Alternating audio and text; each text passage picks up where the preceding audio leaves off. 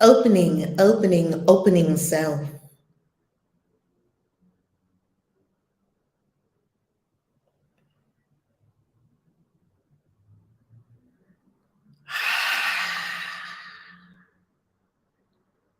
Deep breath.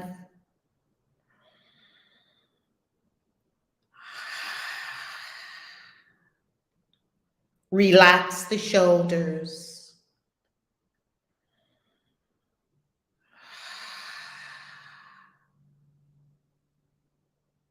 Relax the scalp.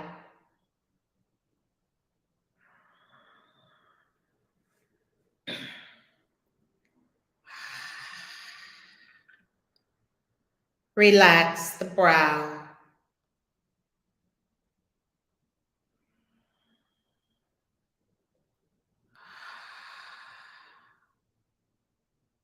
Relax the face.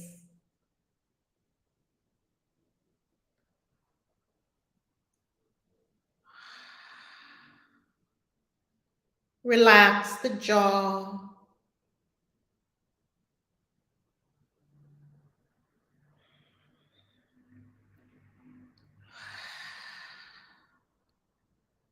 Relax the neck.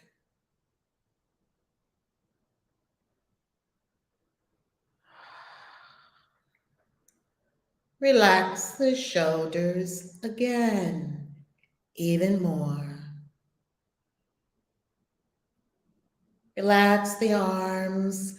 Let them fall heavy to your lap. Relax the hands.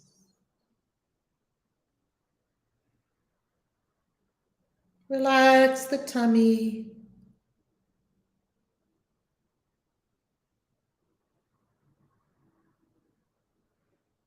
Relax the thighs.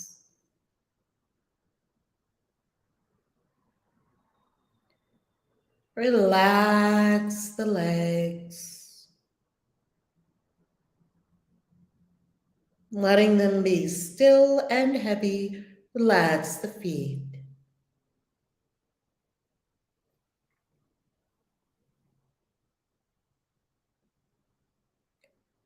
And now lift your conscious awareness out of the body in front of you and turn around and look at your meditating self. The body still. Conscious awareness can do anything, be anything, go anywhere.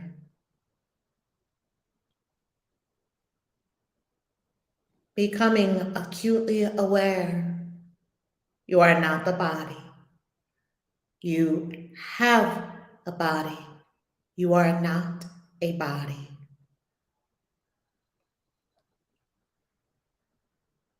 Now take your conscious awareness to the sun. And because conscious awareness is not susceptible to temperature, you can literally be on the sun. Your awareness is one with the sun. Note carefully your conscious awareness is focused on the sun while your body is in your meditation chair.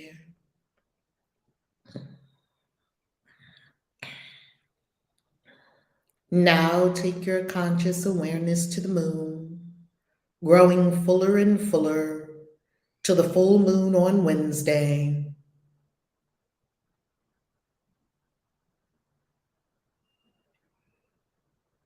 And allow your conscious awareness to roam the moon.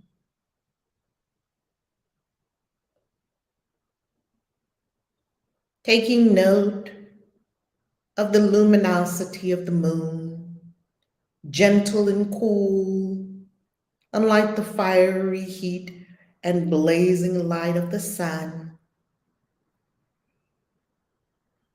Simply being aware and roaming your consciousness over the moon.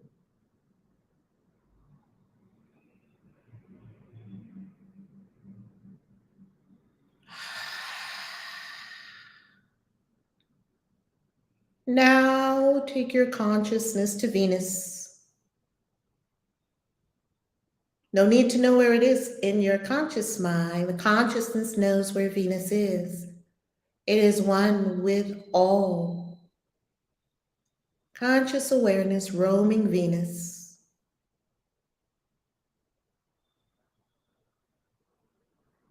According to the ancient Teotihuacans, Venus gives us fertility. It is the only planet that moves counterclockwise, moving opposite of the Earth. And each time it passes, it graces us with fertility. Place your conscious awareness on Venus.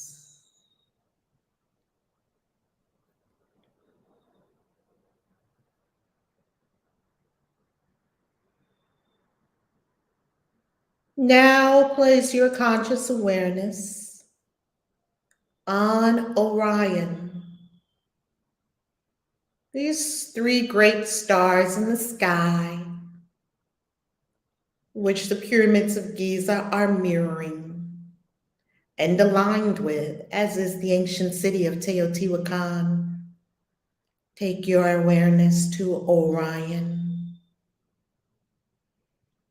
Feel, know, sense the familiarity. You have traveled here before.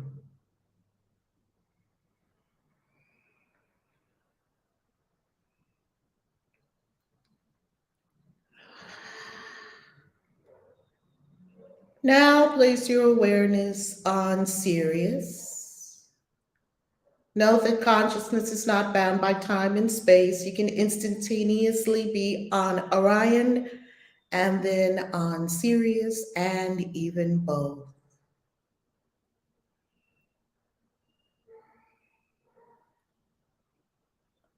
Roaming Sirius with your consciousness.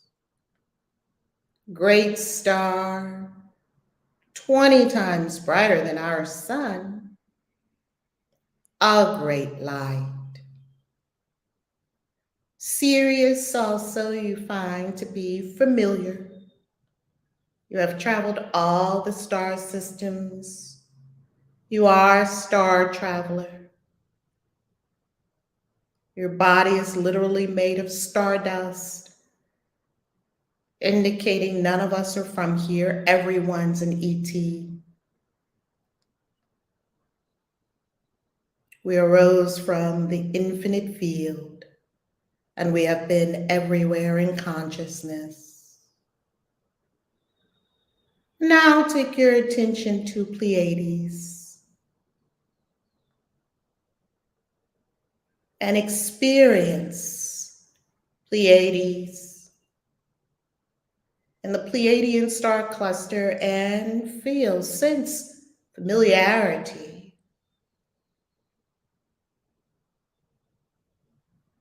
You know all these star systems well, all the planets, all the galaxies.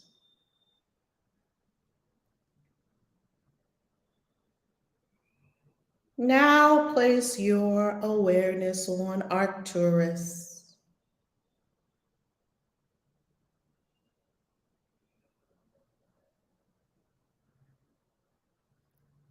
You may note there is deeper familiarity with some than with others.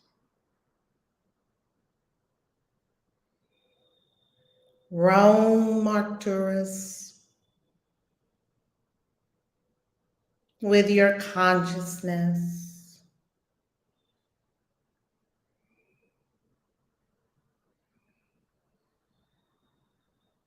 Picking up vital information in your star travels. Information for self and for humanity. Remembering the ancient past we all share.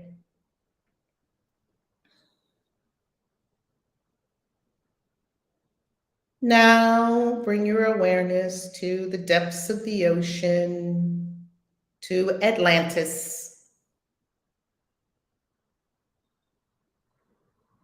And just as in the dream state, you can go underwater with no issues whatsoever, as consciousness can travel everywhere, regardless of time, space, temperature, and no breath is required. Plunge your consciousness deep into the ocean, to Atlantis,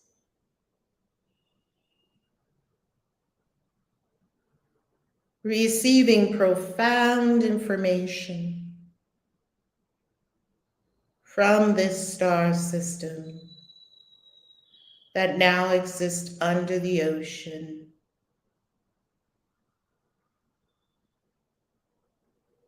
Great civilization, soaking and remembering,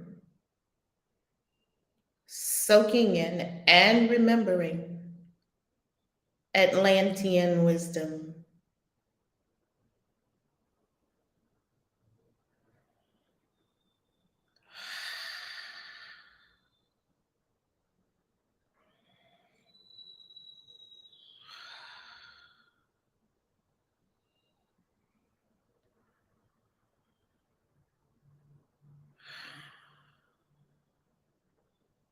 Remember, you have access to all star systems, all planets, all galaxies, any point in the universe, at any time, as consciousness is everywhere and nowhere, and awareness can be placed on any point, anywhere in the all.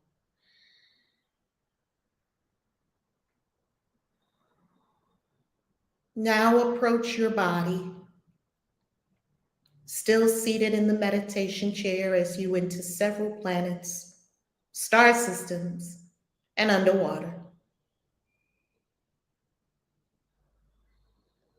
Join your conscious awareness with the body,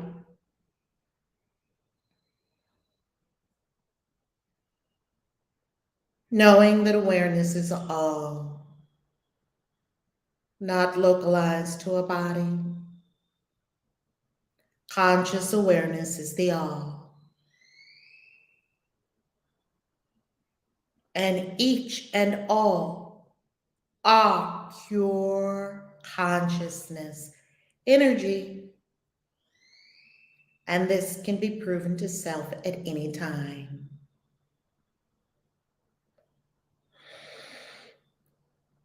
And breathe deeply, being in the body, awareness centered in the body.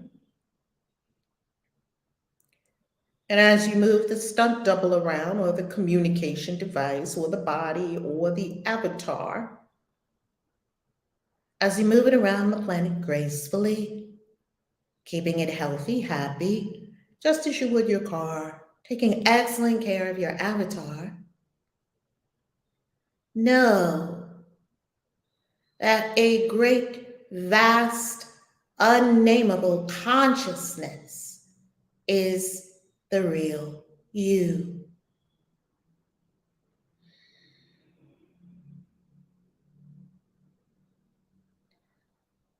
Before we open our eyes, vow to yourself to never see anyone, most of all yourself, as only a body. Vow to yourself.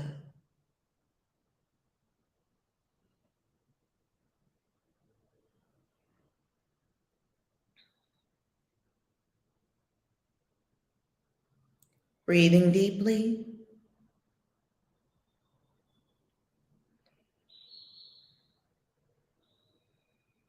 Remember, remember, remember.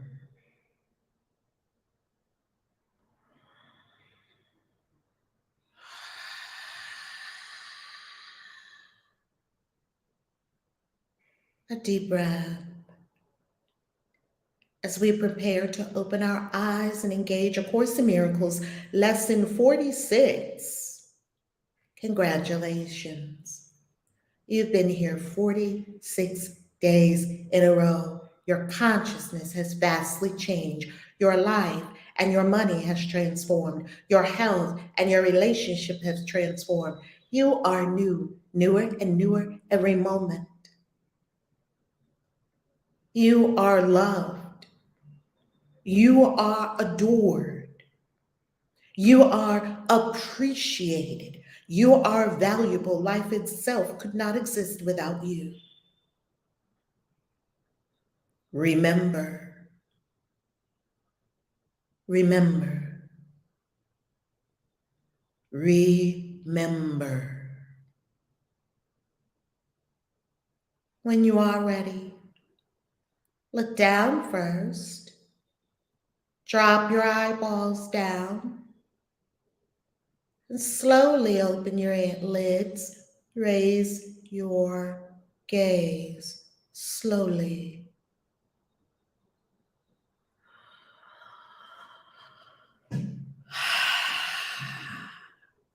A deep breath and pat your body. You visited many star systems. Be sure that your awareness is once again in, surrounding, and with the body temple. No walking around loopy.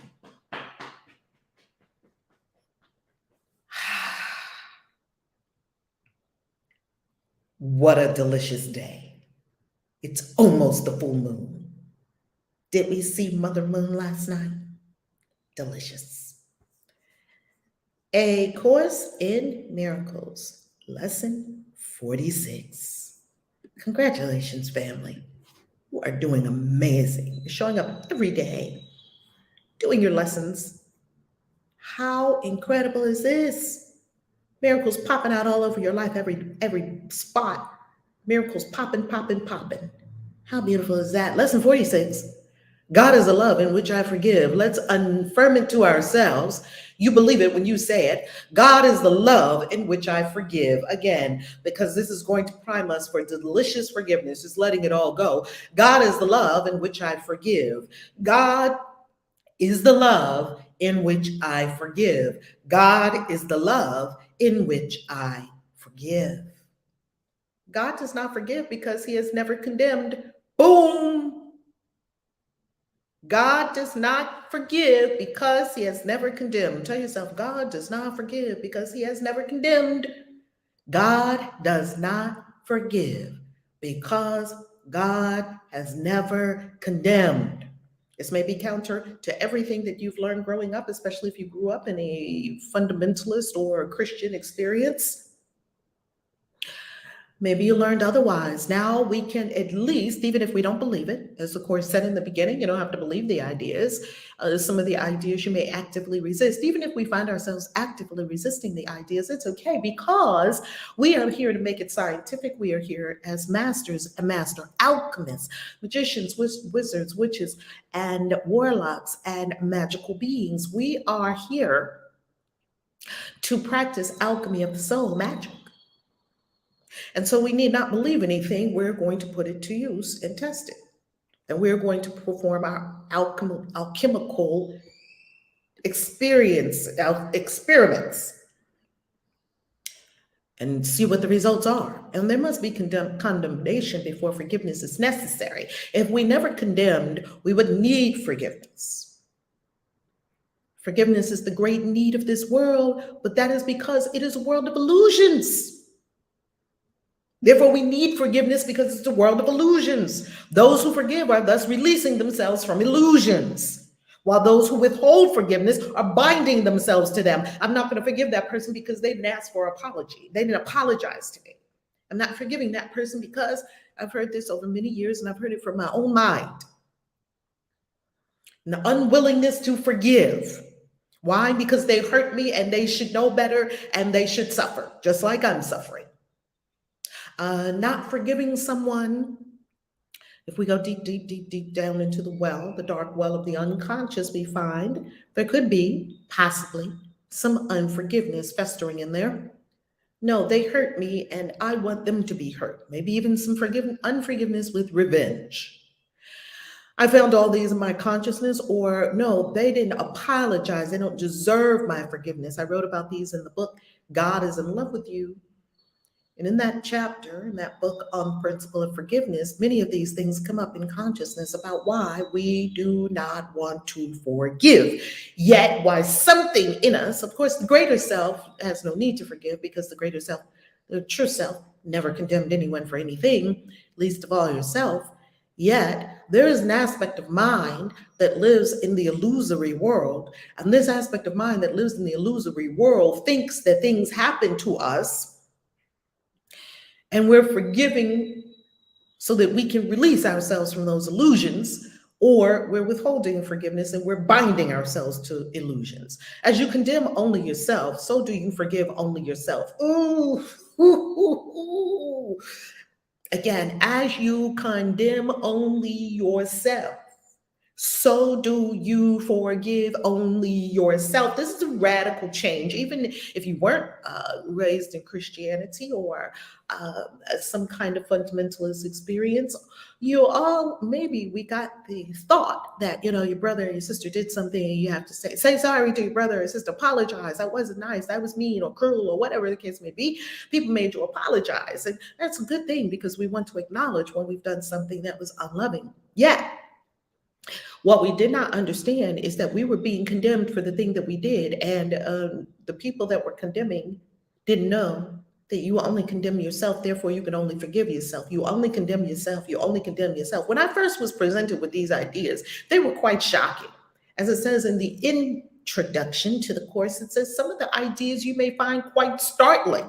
This was one of them for me. Yet, although God does not forgive, his love is nevertheless the basis of forgiveness. God doesn't forgive because there's nothing to forgive in the eyes of God. And so, in vision, Source never condemned anyone. Yet, love, the love of Source, is the basis of forgiveness. Fear condemns and love forgives. Fear condemns and love forgives. Tell yourself that, say it, intone it. When you say it, you know you are taking it to deeper levels. Fear condemns and love forgives. Fear condemns and love forgives. Forgiveness thus undoes what fear has produced, returning the mind to the awareness of God. When we forgive, we are undoing fear, we are unbinding ourselves from illusions, and we are returning our own mind to the mind of God. Why would we not forgive if we're getting all that when we forgive? For this reason, forgiveness can truly be called salvation. It is the means by which illusions disappear. Forgiveness is the means by which illusions disappear. Now, notice all the things that are happening when we choose to forgive, and we are only forgiving ourselves because we've only condemned ourselves for being in this situation on an unconscious level, for being a victim to someone else's cruelty or malice or whatever, or abuse, for being in the wrong place at the wrong time. Whatever the story is in the unconscious mind, we made it all up. It's illusions. And I know what you may be saying. Well, what about people that experience molestation and rape and this and that and the other and all the horrors of the third dimension? Remember, beloveds, remember, many of us underwent many horrors on the third dimension. Remember, the third dimension is not real. And the third dimension, what you had was a bodily experience, and it went no further than the body. Something happened to the body. Many things happened to my body. Your body, you are not a body. It happened to a body with all compassion and love. These things happened to a body, a stunt double, not the real you. We have identity crisis because we think we are the body and we're not.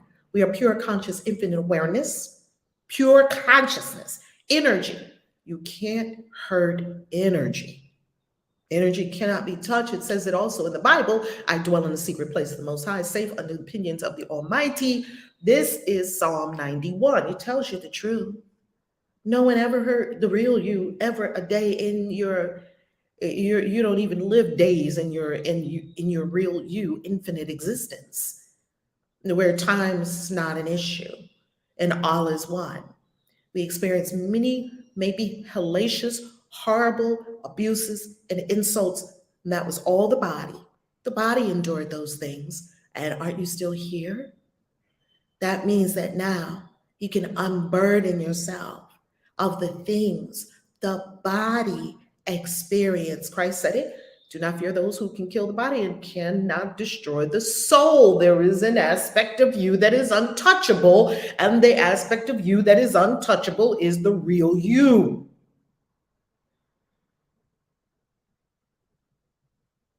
Fear condemns and love forgives.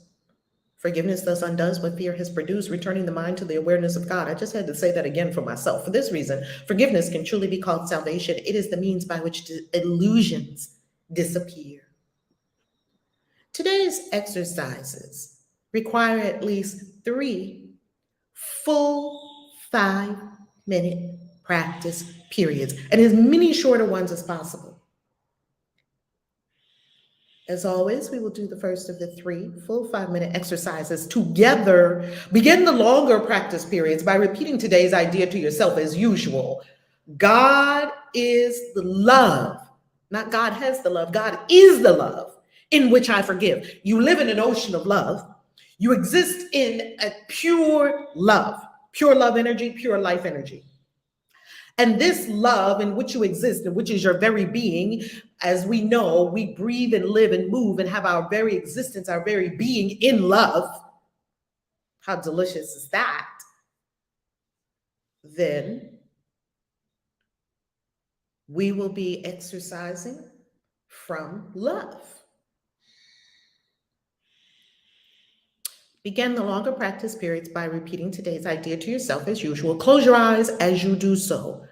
Closing your eyes. Remember, we are transforming many, many, many layers and levels of you as a being. You're changing yourself atomically. You are changing the molecular structure of your being. You are transforming your energy bodies. You are transforming your body and your cells. You are transforming the chemical structure, the chemical composition of your very bloodstream. You are changing many, many, many aspects of yourself all at once. So when we say it as we close our eyes, we are employing the most beneficial practices to change on all levels at the same time, integrating body, mind, spirit, soul, breath. Breathe. Close your eyes as you do so and spend a minute or 2 in searching your mind for those whom you have not forgiven. It does not matter how much, quote unquote, air quotes, you have not forgiven them. Doesn't matter. You have forgiven them entirely or not at all. And I would say that right away came to my mind someone I have not forgiven entirely. And I know that I am binding myself to illusions. Right away, someone came to mind. I am binding myself to illusions, and I will do that no longer. If you are doing the exercise as well, you should have no difficulty in finding a number of people you have not forgiven. If you are doing the exercise as well, you should have no difficulty. It'll just pop to mind. It'll just pop into the mind, and Holy Spirit will make it very apparent. A number of people I have not forgiven. A number of people I have not forgiven. This person in 3rd grade, this person stole my cookies, this person did this person took that from me, this person betrayed me, this person backstabbed me, this person was talking about me. You know, these people, these comments on social media. Oh, you might find a number. It is a safe rule that anyone you do not like is a suitable subject. Okay, well, if you can't go the route of, no, I've forgiven everybody, and you're still in the delusion that a lot of spiritual people like to be in. A lot of spiritual people like to say, oh, I'm just floating on I'm over here riding on my unicorn. I'm just in the rainbow world, and I've just forgiven everyone. And I'm just love and light, peace and love and light to everyone, which is just a crock of shit. Let's get in there and tell ourselves the real radical truth. Let's just get in there. Let's just get all the way down in there in consciousness. Let's just get in the mud and roll around in there and just see what you find.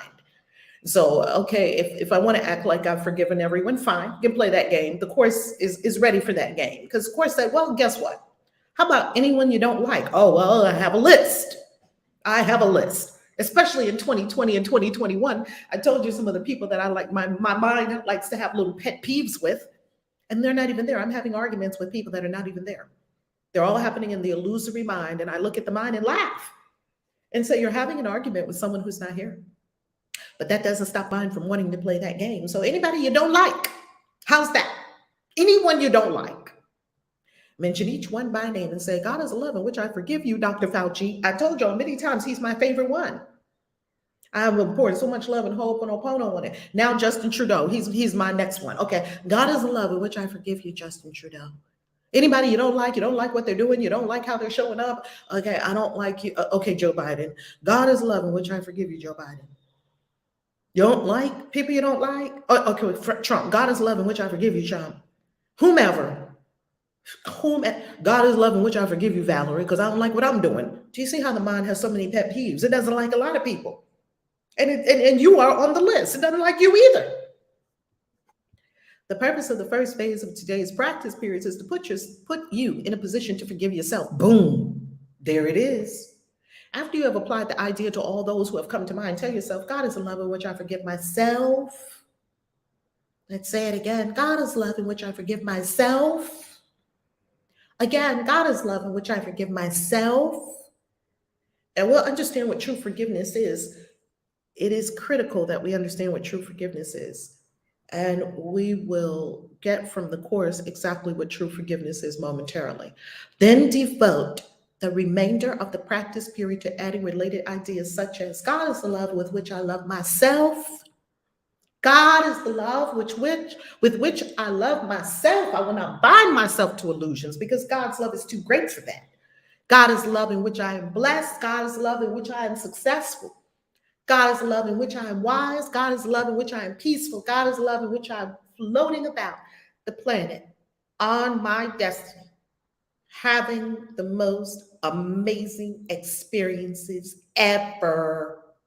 God is love in which all this is possible. God is love in which I live. God is a love in which I eat this avocado toast right now. Ooh, God is a love in which I sip this delicious latte right now. Ooh, can you see? God is love in which I'm creating this book. God is love in which I'm playing this violin. God is love in which I'm coming to this amazing retreat and amazing event. The form of the application may vary considerably, but the essential idea should not be lost sight of. God is love in which I forgive. You might say, for example, I cannot be guilty because I am a son of God. I cannot be guilty. It's impossible for me to be guilty because I'm a child of the divine. It's impossible. I have already been forgiven. I've been forgiven. I've already been forgiven. I'm clean and clear. I'm good to go. I'm brand new. I'm blank slate. No fear is possible in the mind beloved of God. No fear is possible in my mind because my mind is beloved of God. These are affirmations that you can say to yourself that have absolute truth in them and ring through the entire being. You say them and you feel it through the entire being, not just the physical body, throughout the entire cosmos, the whole universe. No fear is possible in the mind beloved of God. If I live in love, how could I be in fear if my very essence is love? How could I be in fear? The Bible says every time an angel approached someone in the Bible, guess what they said? Fear not. Because the people were in terror. They saw this ginormous being of light coming toward them and they were like, and sometimes they fell down to worship and sometimes they just went into shock and all kinds of things. And the first thing the angels say to people many times is fear not. Because that's like a default for humans. We see something big and strange, and it's like, I remember when an angel came into my kitchen. I was washing the dishes one day, and I was so afraid to turn around. I was washing dishes. Literally, I still remember where I was standing. I was there washing dishes. I was going deep in it. I was in a hypnotic meditation and I was praying. I was just in the suds in my hands because washing dishes can be very meditative. And I was just washing dishes and gazing out of the window. And all of a sudden, shoom, this huge presence came into the kitchen behind me. I was like, and I paused. And I was telling myself, don't turn around. You've all had these. You've had visitations from many beings because this universe is full of many beings. You've seen them, you've heard from them, you've talked to them. Many beings are here right now that are invisible. The transparent spirits, all kinds of spirits. This universe is packed. It's full of amazing, just like the the planet, as above, so below. The planet is full of amazing beings. Of course, spirit realm is full of amazing beings. And I'm standing there and I didn't want to turn around because I was afraid. Like, what do I do now? Even though something in me was like, turn around and talk to this angel. Yes. Another part was like, I don't want to turn around because if I turn around and see something ginormous in the middle of my kitchen, I'm going to lose it. And then part of me was like, turn around and talk to this angel. And angel, something's here. Something's here. Talk to it. Find out what it is. Oh no. Okay, I'm going to turn around, but I'm going to turn around real slow. Real slow. Like that way, first I'll just look at it from the side of my eye. And then I can always just turn back around if I want to. And I turned slowly, slowly, slowly, and there was this whoosh of love. It was the most unfathomable love. Or let me say it is, because it wasn't past tense. I'm talking about it from how I experienced it, right? It's no past tense. It's no past, present, or future. And so here I am, just, basking in this love. It was this brilliant love. A love I had never experienced before. And if I could experience it, then that means that the love itself was my very being. I had not flipped that switch inside my own self. And the angel was here to like say, hey, flip your love switch. Oh, wow. Because I was writing a book and I was having a very difficult time with the book because I was writing God is in love with you in the middle of having a meltdown of a relationship. You're writing about a book about pure unconditional love when right now you want to stab somebody. Okay, Valerie. This is clearly, this book is your teacher. It doesn't have anything to do with anyone else. And sure enough, the angel communicated to me its name and its purpose. And wow, that angel did some amazing things with that book. That's why you have that book, God is in love with you. If that angel hadn't showed up, I don't know where that book would be. I don't know. I don't know what would have happened. Heaven knew I needed help. Therefore, I say all that to say this. You have this whole vast universe around you, in you, through you, as you, and it is love. Flip your love switch for these exercises. There's no need to attack because love has forgiven me. There's no need for me to attack because I'm forgiven. I know these might sound a little strange now, yet if this is your first introduction to the course, yet as you go deeper and deeper and deeper into the course, you become a spiritual gangster. Why? Because you understand that you only have to deal with yourself, and gangsters only deal with themselves. Because they know I deal with myself, I straighten out my whole world around me. I'm not going to play in the sandbox of the facts. I'm not playing in the sandbox. There's no toys in there. It's just nothing but sand. I scoop up sand and it just falls through my fingers. I'm not playing in the world of effects. I'm not going to manipulate people and things, just playing with the facts without ever addressing cause. Cause is in consciousness at all times. It's law. The practice period should end, however, with a repetition of today's ideas originally stated. God is the love in which I forgive.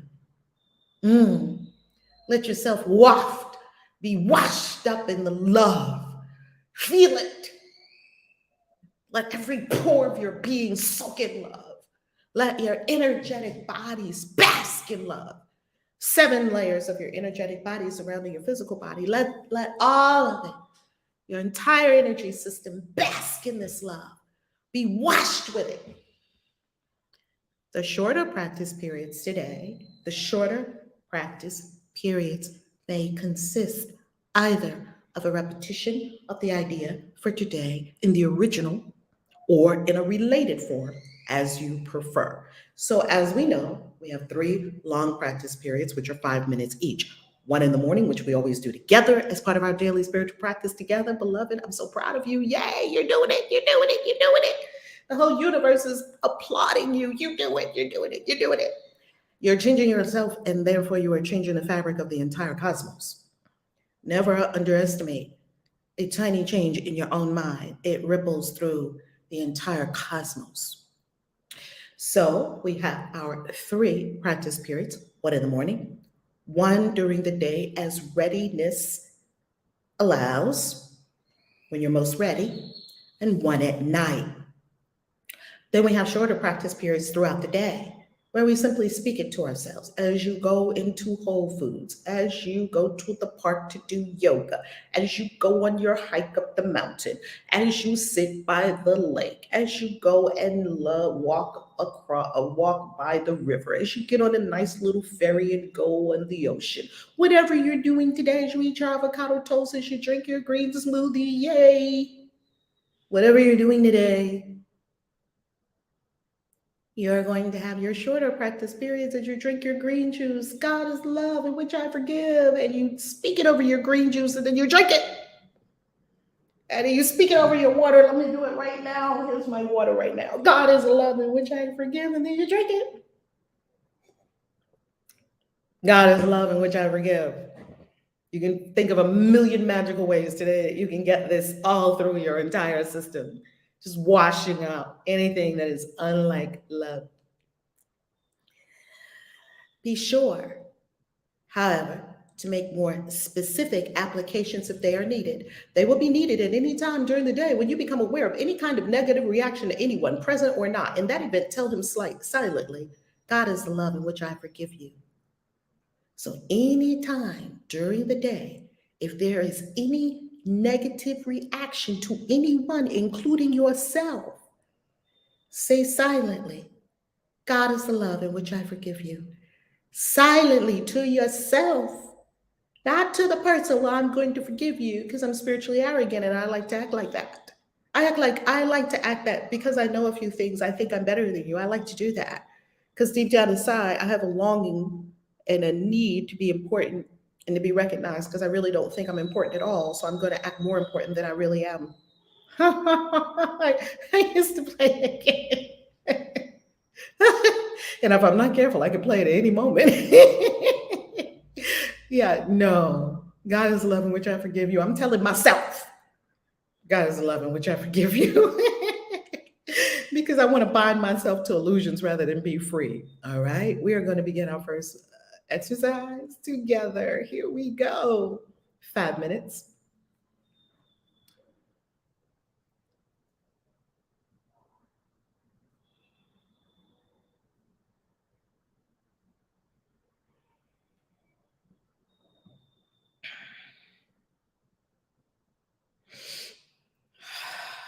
Breathe.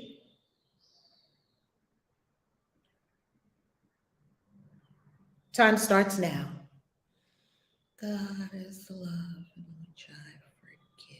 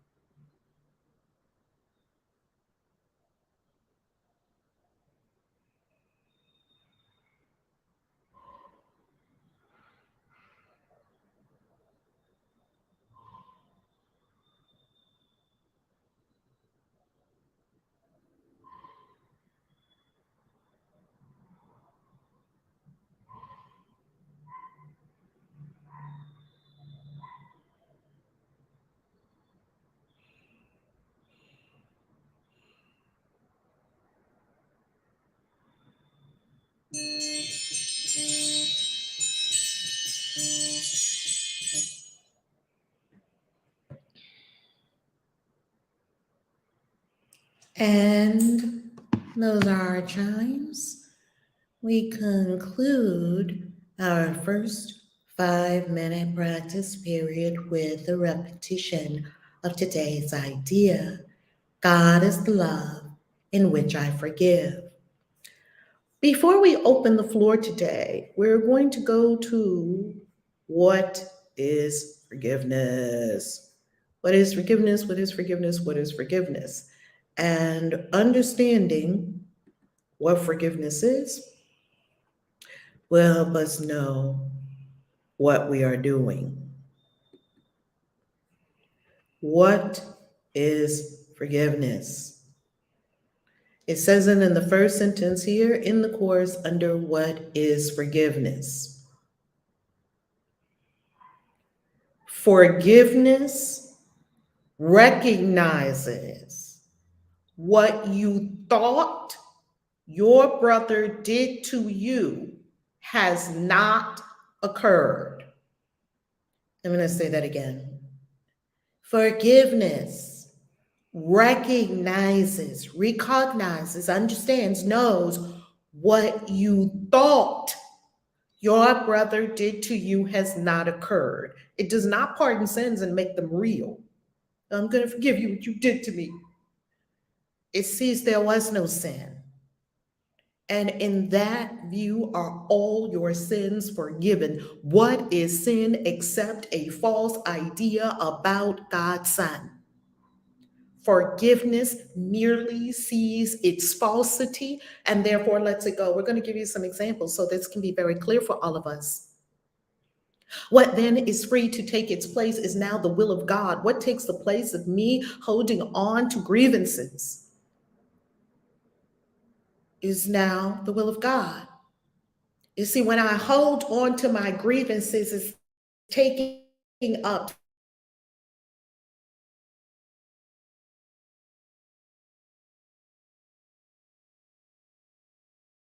space. Unforgiving thought is one which makes a judgment that it will not raise to doubt, although it is not true. An unforgiving thought is a thought that makes a judgment that will, and it will not doubt it. A judgment that we have pronounced on someone else, and we will absolutely swear that our judgment is true and so, although it is not true. The mind is closed and will not be released. They did this to me, and they're going to pay what they did this to me, and now here I am all fucked up. Neither one of those is true, and we'll prove it in a moment. Hang with us, because I can hear people have had all these horrible things happen in their world, and you're not telling me that it didn't happen, Kaisi. No, I'm not telling you that. The thought protects projection. The thought, an unforgiving thought, protects my projections and my judgments, tightening its chains so that distortions are more veiled and more obscure, less easily accessible to doubt. See, my distortions, I can't tell that they're distortions because they're veiled and obscure. I won't doubt them, and further kept from reason. I won't doubt them, and I won't expose them to reason. What can come between a fixed projection and the aim that it has chosen as its wanted goal? It's a fixed projection. I fixed my projection on this person that did this thing to me when I was 3 or 5 or 7 or whatever the number is. It was amazing when I just did the exercise, how many people were coming up that I forgive you. God is the love in which I forgive. I forgive you, Valerie. God is the love in which I forgive. Wow, why is this person coming up? Interesting who would come up in your mind when you do the exercises in earnest. Because I want to be free. An unforgiving thought does many things. In frantic action, it pursues its goal. An unforgiving thought is not benign. It's not neutral. It is doing many. It's not inactive. It's not dormant. An unforgiving thought. And how many unforgiving thoughts could be in my mind? Each unforgiving thought is doing many things. In frantic action, it pursues its goal, twisting and overturning what it sees as interfering with its chosen path. You're not going to stop me from being unforgiven. Wow. Did you think there was something like that acting in your consciousness of the bad actors? Wow. Distortion is its purpose and the means by which it would accomplish it as well. Distortion is the purpose, distortion is the means. Distortion. Well, I can't see with the vision in the mind of God and the mind of Christ if my mind is distorted. It sets about its furious attempts to smash reality without concern for anything that would appear to pose a contradiction to its point of view. Smashing reality. Wow, I have thoughts that are doing all this, trying to smash reality. I will be unsuccessful in that. You can't smash reality. And it says, I will have furious attempts to smash reality. That's what the mind is doing. Wow, I've seen my mind do all of this. I've seen it. I've lived it. That's why I'm here. I don't want to do that anymore. You go around being crazy for decades and then you read the course and the course outlines all the specific ways you've been crazy. It's like, oh, wow, how did this book know all my particular strands of lunacy? Forgiveness, on the other hand, is still and quietly does nothing. While my mad thoughts, my mad, unforgiving thoughts are running around in furious attempts to smash reality, to distort, to hate people, and to make other people the problem. Yeah, there's something in my mind that wants to do that. It's called an unforgiving thought. Forgiveness, on the other hand, is still and quietly does nothing. It offends no aspect of reality, nor seeks to twist it to appearances it likes. It merely looks and waits and judges not. That's what forgiveness is doing, is sitting, being still in my consciousness, merely sitting there, waiting, being still, judging nothing. He who would not forgive must judge. I'm not forgiving them. Well, that means I condemned. For he must justify his failure to forgive. I'm not forgiving them because, there's always a because they did this to me and they should have never done it. Wow. Is that a furious attempt to smash reality? Because anytime you try to smash reality, you're going to suffer. But he who would forgive himself must learn to welcome truth exactly as it is. You see, there's such a peace in forgiveness because you are accepting it as it is, not agreeing with it. You're simply knowing that what we thought someone did to us has not occurred. And we're simply knowing that we have condemned, we have judged, but we have not raised our judgments to doubt. Do nothing then, and let forgiveness show you what to do. Through him who is your guide, your savior and protector, strong in hope and certain of your ultimate success. You see, our guide, our helper is strong and is certain of our ultimate success. You're going to win. He has forgiven you already, for such is his function given him by God. Now must you share his function and forgive whom he has saved.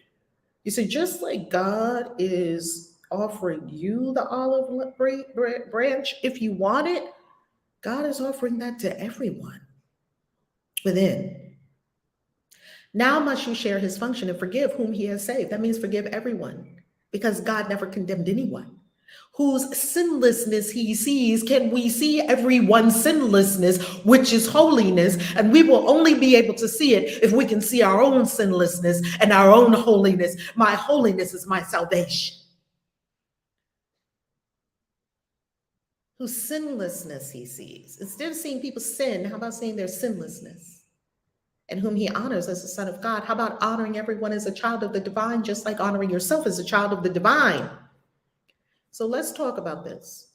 I'm going to give you 2 examples, because first it starts off with saying forgiveness recognizes that you thought that forgiveness recognizes what you thought your brother did to you has not occurred. Now, this is going to rustle a lot of feathers like the course does, because you say, no, they really abused me. I have the marks to show it. How are you going to tell me that it didn't happen? Well, let's unpack that. That's what masters do. And this is a whole community of masters, a gathering of masters, souls who are masters. You're eons old in the paradigm of time, space. You're very old. You're a master. So let's return to our mastering and let's really unpack it like masters do. With an example, here's the first example. So I had a client many years ago, and she was, oh, woo, she was having a time. She was having a time. And the time that she was having was overcoming molestation.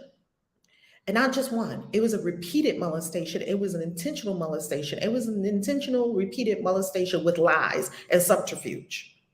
Probably some of the worst experiences that you would ever imagine a person having was the kinds of experiences that she was having. So, because when a person shows up to you, if you're a spiritual life coach, an energy coach, a magician, a spellcaster, helping people with something, you help people with things.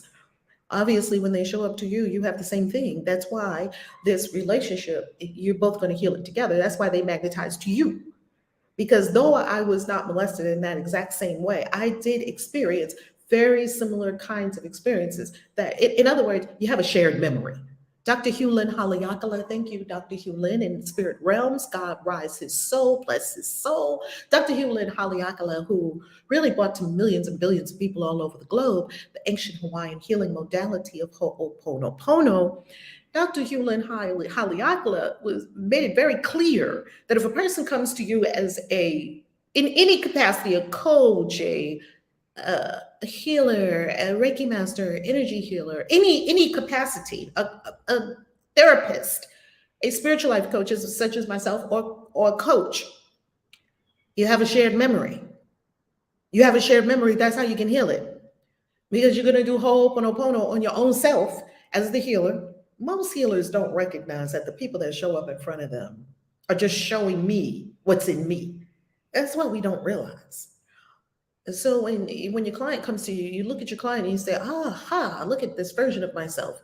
And let me listen carefully to everything that this version of myself is experiencing so that I can know what's really going on inside of me. Because we don't really know what's going on inside of us until we see it. That's the beauty of this system. So, and remember, this person couldn't be in front of you. There's a billion spiritual life coaches in the world, at least a million. I don't know. I don't know how many spiritual life coaches are in the world. It doesn't matter. Why are they in front of me? This is a universe of law. So I must pay very close attention to everything the universe puts in front of me. So, and never fight it. Aha, this is in front of me. Aha, so this must be by law. This must be me because this is in front of me. Okay, so so I had experienced something similar in a different strand, because you're going to say, well, I was never molested over and over and over again by someone. Yeah, maybe not. Yeah, what was the experience? The experience is betrayal.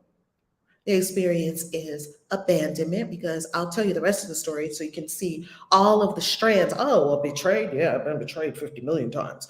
Abandoned? Oh, yeah, I got a big abandonment story about my daddy. Okay, until I found out the truth. So, what was happening was, I won't tell you details of the story that would be private to this client, of course. I'll just give you the sort of an overview. It was a repeated molestation, and it was by a person that her mother was married to. And this really could have happened to millions of people around the world. And because we've heard many similar stories, right? Well, this of inappropriate sexual experiences of young people at the hands of older people. This was my experience as well. So here was what was going on. Oh, this is so delicious when you hear what was really going on.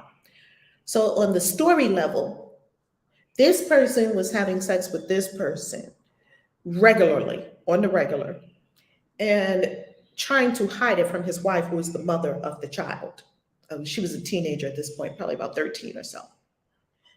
Very young, too young to be in this kind of experience, according to the laws of the land. Now, if she was in this experience, if we look at it from an ascended consciousness space, ascended consciousness is, we don't know how old she is in soul realms. And we also know that this is illegal. We also know that on the third dimension, it's illegal. And we also know that in upper dimensions, that it is also, we know it's a violation.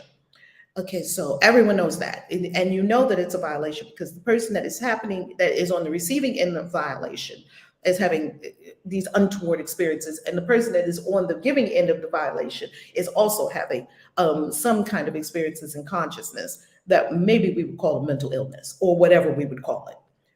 He's not here. I can't speak to him in his consciousness. I don't know what was going on with him. I'm telling you the story as it was told to me. Well, what was really going on here? And what's really going to set this client free and myself free at the same time? And because we can't just, well, we're going to call the police and we're going to go after him and we're going to put him in jail. Okay, now you feel better? He's in jail now. You feel better? No, I still feel horrible. Oh, well, while that could be a part of it, that's not the ultimate solution because you still feel horrible even if he is in jail. Well, here is what was really going on. We went deeper. We went deeper. You have to go deep, deep, deep, deep into the caverns of your consciousness. What's in there? What's in there? Go deeper, go deeper. What's happening? What's happening? You know, and the Holy Spirit is leading you to see the things that are in your consciousness. And sometimes you don't even have to see them, just let them go. Well, in this case, she really wanted to get to the bottom of this. And she got to the bottom of it. Here is how she got to the bottom of it. This thing was so amazing. And we were in, what does it feel like? What does it feel like? You know, she has her eyes closed because this is how you're going to free yourself. She had her eyes closed and she was crying. It was painful. It was painful to get to the bottom of this thing. She had to because she saw her relationships were messing up. She saw that she was just being a smother to her two daughters, two beautiful daughters. She couldn't let them go anywhere. She was just on them all the time. It was a fearful, and her daughters were like, what gives, Mom? We're just going roller skating. Because she was seized with the terror of her teen child experience. So therefore, that current was still in her body. Like any man that she saw, like couldn't even have like a man teacher in school with the girls. Right? It was just the terror. She's like, I can't keep going like this. And of course, not being in relationships with men and can't date anybody and won't even tell anybody I have two daughters because what if that repeats, right? So won't let yourself be happy in a relationship because of this person or this experience with this person, even though there's billions of men on the planet who are right upstanding men. Well, I would never harm a child. Well, she got to the bottom of it by going below the neck. And she said, it feels like I get in the shower and I am scrubbing and I can't scrub it off. What is it? Shame. Ding, ding, ding, ding, ding, ding, ding, ding, ding, ding, ding. Here we have it. Here we have it. How do you feel? I don't know. I can't get in a relationship with somebody. Okay, that's a symptom. That's not cause. Can't get in a relationship with somebody. Why? Well, what's happening when you're in a relationship with people? I tense up. I get afraid. Okay, well, tell me more about that one. I don't know what question to ask. I just say, tell me more about that because I don't know. We got to get to bedrock. We haven't gotten to cause yet because the person is still in the story part. I have done this. Many of us have done this. Oh, it hurt so bad. Oh, it was so horrible. Okay, that's what happened. And close your eyes and go below your neck. What's really going on? We want to get in there. That's called doing the work. And when she got in there, she found shame. Wow. What that's like hitting the lottery. It's better than hitting the lottery because you just freed yourself of a decades-long thing that was messing up every area of your life, from money to relationships to health to how you parent your children. There wasn't an area of her life it was not poisoning.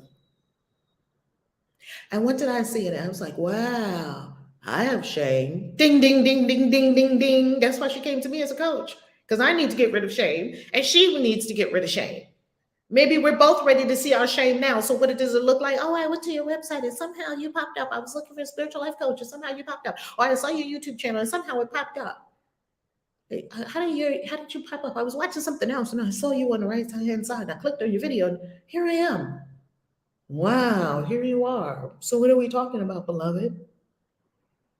Shame. She and I and she, both ready to release shame. See, the Holy Spirit knows the readiness of all of us. She was at her wits' end ready to release shame, and I was at my wits' end ready to release shame. We don't know where we are in consciousness. Now, shame is what came up for her in this experience. Same thing that came for me in my experience. As a matter of fact, when I was listening to her, it helped me to understand the birth of shame in my own consciousness. And that was when I was about 7 or 8 in an experience of what we would call an inappropriate sexual experience for a young person, right? Shame. And I was like, ding, ding, ding, ding, ding. I'm looking at myself while I'm looking at her, because I know if I clear it in myself, it's cleared in her. That's Ho'oponopono. But most healers are so busy looking at the other person. That's why they're fucking wounded healers. Look at me, they're fucking wounded healers. I said it. You're wounded healers. The billions of them running around. Oh, they got beautiful websites. Oh, it's so lovely. Or they say lovely words. Oh, they know all the techniques. And they think they're doing something for their clients. They really think that I'm not doing shit for nobody but myself. I'm doing this for me. It's lovely that everybody, all of us show up together. I'm not doing this for you. I'm not. How could I? You get to do it for you, beloved. I'm your tough love mama to say, baby, I'm that auntie, that TT that's like, man, that TT be coming with straight up no chaser. I am straight up no chaser. I'm doing this for my consciousness, because I know that would change the whole fabric of the universe. And I hope you are doing it for your consciousness. Yeah, be selfish. You are allowed to be selfish. So I'm scanning myself as she's talking. Oh, okay. There's a disturbance in the force, Luke. And sure enough, shame. And sure enough, the Holy Spirit has calibrated every being everywhere and says, this being is calibrated to this being, because this being is 100% ready to release shame, and this being is 100% ready to release shame. Ding, ding, ding, ding, ding. I will bring them together. These are the laws of the universe. Bring them together. And when the universe puts someone in front of you, please understand this could have been decades of creation, of moving people, time, events, circumstances to put this person in front of you. So what does she have to remember? Why did I tell you that story? Here's why I told you that story. Forgiveness recognizes what you thought your brother did to you has not occurred. She thought he took something from her. She thought he stole her innocence. She thought she was damaged goods. She thought she would never be able to love again, that she was just messed up. I'm just fucked up now because of this thing that happened. That has not occurred. You were innocent before the attack, the assault on the body. You were innocent after the attack, the assault on the body. You were holy before, you are holy after. This is an event. Now, what we ascribe to that event would be called a story.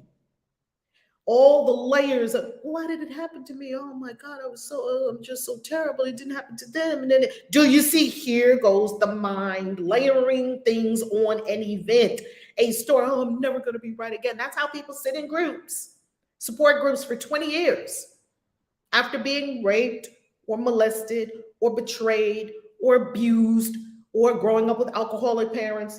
I mean, hey, I experienced just about all those things, and here I am.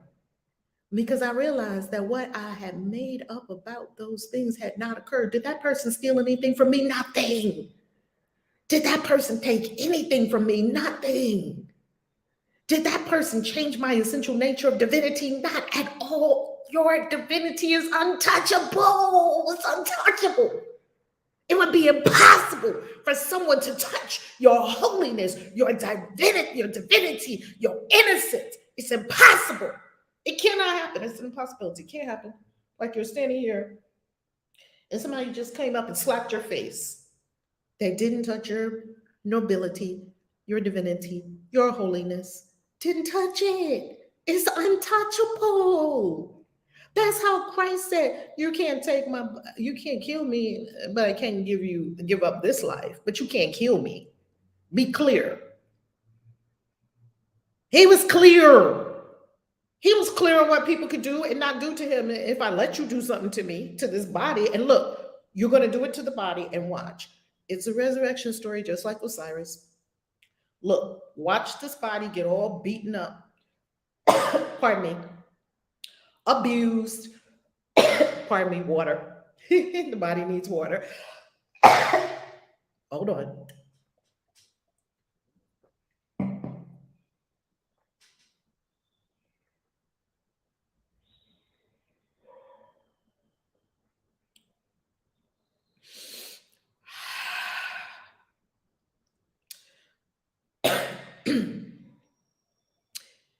He let you see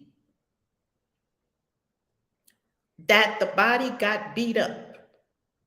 The body got whipped. The body was killed. And he said, here I am.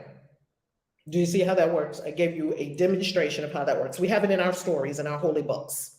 Do you see what that is? Do you see? That's the body. And here I am, perfectly whole. In one sense, I ain't gonna believe it until I put my finger in the hole. I'm not gonna believe it because I'm not gonna believe it. And we like that. We like people who are skeptics and questioning, doubting. It's a great story of you're not a body, you have a body. You're not a body. Okay, so that's the first thing that we understand about forgiveness. Pardon me. The stories I made up about the event, and you can understand. We can understand we made up stories about these events because these events happened when we were children and we were in an immature place in our growth on the third dimension, even though you could have been an old soul. On the third dimension, you were a kid. We understand. You were innocent, you were happy, you were trusting everyone until these events occurred. Because you were young when these events occur in your conscious mind, you're trying to figure out what's wrong with you, and then you shut out people, and then you get afraid of people, and then we did a lot of these things because we didn't know what to think. We developed coping mechanisms. One of the coping mechanisms maybe that we developed is daydreaming. Okay, I'm just going to go into my own little ball in my own little world and just daydream, make up my whole world myself. And all your coping mechanisms, you will find that when you become a full-grown adult, they don't work. The childhood coping mechanisms no longer work. You see yourself stuck in persistent patterns. You see that you are not advancing. You see that you cannot stay in a beautiful relationship, love relationship. You see that you are smothering your children. You see that you are acting out of fear. You see that you are terrorized by fear and terror. You see that you can't get along with your brothers and sisters, your mother and your daddy. That was me. Why? Because I had stories in my mind that I made up about the event. And the master at really helping people to understand this is Tony Robbins. He's like, the event isn't the thing that took you out. The event didn't take you out. What keeps taking you out is the story you keep replaying in your mind about the event. The event happened. Okay? The story keeps replaying in the mind of the event and piling up more and more of why that person is a villain and why you are a victim.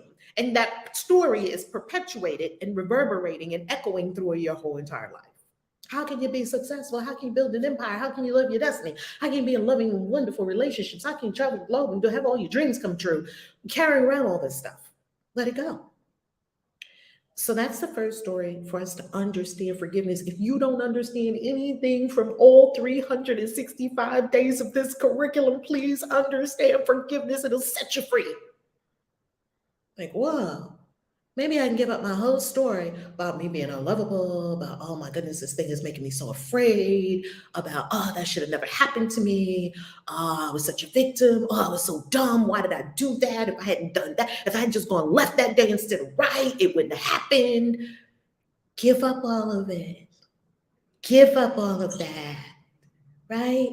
Realize, recognize that what you thought your brother did to you has not occurred. They didn't take anything from you. Nothing.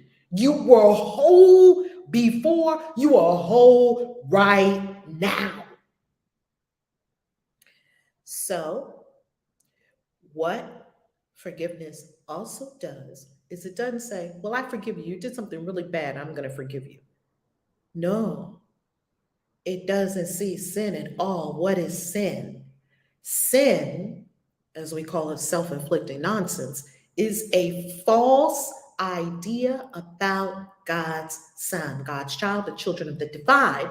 So I am holding a false idea of this person who doesn't know what to do with their body, and I'm holding a false idea about them that they're evil.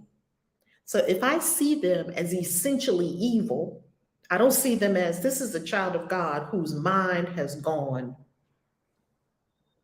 to hell. If I don't see them as essentially sinless, and this was a stretch for me. If I don't see them as essentially sinless, I'm making myself guilty.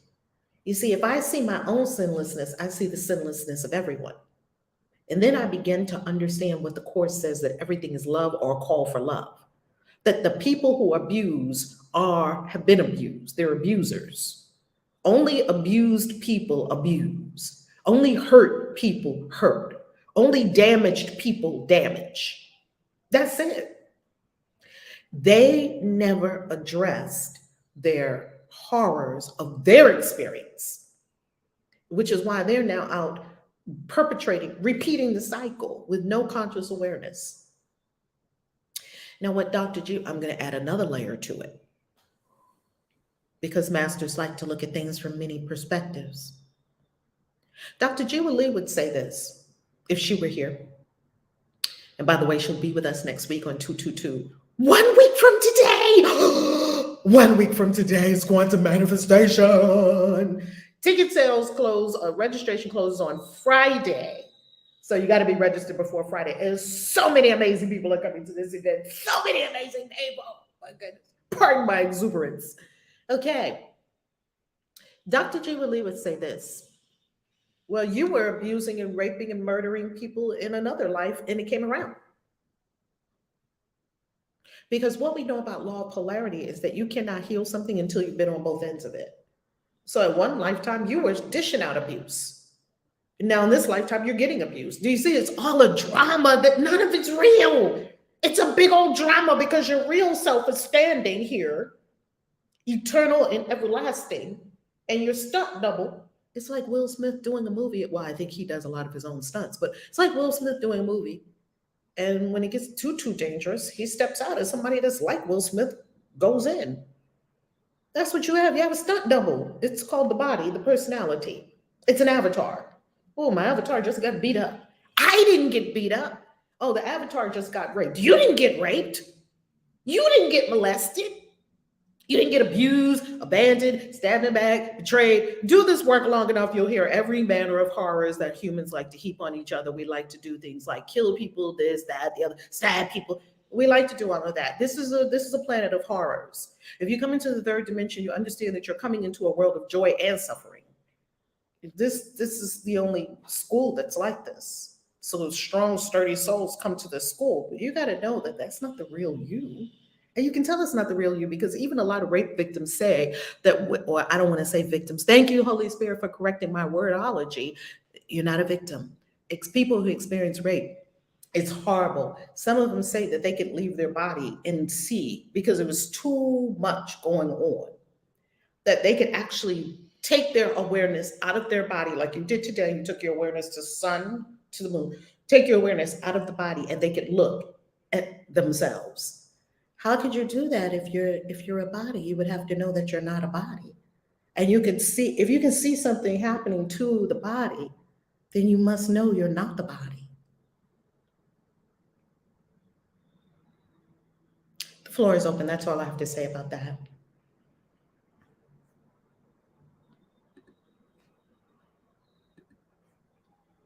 Good morning, everyone. God morning. So,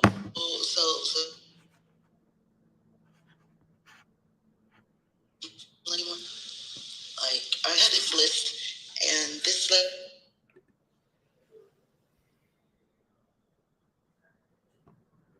Is people projecting. Oh, I was wondering, was it going out in and out for anyone else? Because Queen Hadassah is going in and out for me a little bit. Alina, do y'all hear Queen Hadassah clearly, or is it going in and out? Angel, do you hear Queen Hadassah clearly? I don't know if it's me or Queen Hadassah. I just want to get to the root of what's going on. Alina or Angel, are you able to unmute? You're both on stage. I would imagine you're on stage and raised your hand because you have something. You know, Okay. hit some kind of drug addict. I was getting some kind of charge from holding these beliefs, and someone did something to me, and now I have to punish them, and all this kind of stuff. And this lesson says, I condemn only myself. So I forgive only myself. So therefore, God is the love in which I forgive you, Denise. And so my forgiveness is for me. And I can live in peace when I do the work to forgive myself. And you're right, Rev, when you're doing a lot of clinical work as a clinician who trained clinicians, you're going to get yourself popping up in front of you. And in the 90s, I was working, doing whatever. And I had to work with people. I was working in an infectious disease clinic, working with people who had HIV/AIDS. And my role was a social service provider or whatever. And I would have to talk to these women about whatever they wanted to talk about around their issues. And one of the things that kept coming up was condom negotiation. Like, they could not negotiate condoms with their partner. And as a consequence, many of them were contracting HIV. Could you say that again? That they couldn't ask their partners to put on condoms? Right. Okay. And I'm sitting there, like, almost dying inside because I'm having the same exact experience. Now, this was with my drug dealing, knife toting, gun packing baby daddy of the 90s, and I'm trying to negotiate condoms because I know this man is out there doing all kinds of stuff. And I don't want to I'm sitting in an infectious disease clinic counseling people around HIV, and I can't even go home and tell this man to put on a condom. And it was the most devastating thing. That is amazing. That is amazing. Yeah, it was. And I didn't have any Course of Miracles in me. This was in the 90s. And it kept popping up till I would go home in tears and cry. And then one time, I was like, yeah. And he threw those condoms at me. He was like, what? Oh, my God. So this thing popped up. Couldn't understand it. Couldn't understand when I kept seeing myself in these clients. And eventually I said, you know what, I got the solution to this. I'm not going to do clinical work. I'm going to go back to school. I'm going to get a master's and get a PhD, and I'm going to just teach about it. I'm not going to do it myself. And so, this is how I ended up in this community, because I was tired of hurting myself. And I didn't know how to forgive myself. And this lesson right here freed me from the outward projection. So now I know the forgiveness is for me. And I'm able to forgive myself no matter what pops up, even if it's hard. So I'm doing the lesson and I'm scanning my mind, and I have a whole list of people that I have still some grievance with. And this, I'm going to do my practice, and I'm going to keep doing it. I'm a lifelong student of this course, and I'm to do this work, no matter how hard it is, no matter how microscopic the little is, it's in there. And the thing about doing this work, it doesn't matter. Like in the 90s, this was loud. And now I'm calming down with it. But there's still a little bit in there. And because I desire mastery, it's going to pop up. It's going to show its head. This lesson pops up to show me how to do this work and get over myself by allowing myself the grace to forgive myself. And this is what this lesson does for me. I'm sort of complete right now. This whole condom situation is very fascinating because I had that experience as well. I was with this, I had that exact experience. And it wasn't because I didn't want to ask him to put on a condom. I didn't want him to wear a condom. And it's very fascinating because I was experiencing all kinds of experiences. What can you call it? I was experiencing all kinds of vaginal issues. And the vaginal issues weren't because of him. The vaginal issues was because my yoni communicated to me that she didn't want to sleep with him. But I was doing it anyway because I wanted to. My being already told me the answer. Yet I was doing it. So do you see that that's the same thing? So maybe you're not, right? It's the same thing. Maybe you're not asking them to put on the condom because you don't want to. Maybe you want them to put on a condom and you ask them, but they don't want to. Or maybe it doesn't matter how the story is going. The bottom line is the same thing. It's the same thing. Not honoring self. I learned my lessons from that. I don't do that anymore. Not honoring self because your self already told you. And don't be with this person. Don't, Yourself already told you. And mama was right. She said, you lay down with dogs, you get up with fleas. Didn't they say that? Didn't they say Yes, that? they did. Yes. And you mad because you got fleas. Why'd you lay down with dogs over and over and over? That was your choice. They wasn't holding no gun at us. We wanted to do it. Not anymore. Who's next? We have Elena. Good morning. Greetings. Good morning. Greetings. So this is so deep. So deep. So deep. So I went down this rabbit hole with the word forgive before today. After you had that talk with me, what I want my children to be saying about me, what I was saying about my parents. And so I changed my story. But when I'm going to share with you what forgiveness means, when I went down all those root words and stuff, if you don't forgive, it means to be corrupted and to fester gangrene within yourself. To become ulcerous. Unforgiveness means to become ulcerous. Forgiveness meant to be. So when I broke down the word for, it meant the opposite. And then give meant to bestow. Okay. And then the next means the state of condition of bestowing. And then it meant to soften, to cut the navel cord, to separate, S-U-P, to rupture and separate, S-U-P-P-E-R-A-T-E, to rupture a hernia, to get relief inside of your own self when you forgive. Then it means to surrender, to give grace upon, and to also to give pleasure to send it back, to just let go, to surrender, just to send away dysfunctional thoughts. I was like, what? To get relief, to give mental or bodily relief to oneself. Wow. To set free, to decrease tension, and then to give that thing that you're holding to loosen the energy of it. It says to give it, to lack energy of that thing. Like to just think of those atoms sitting right there, and then you just give it no attention.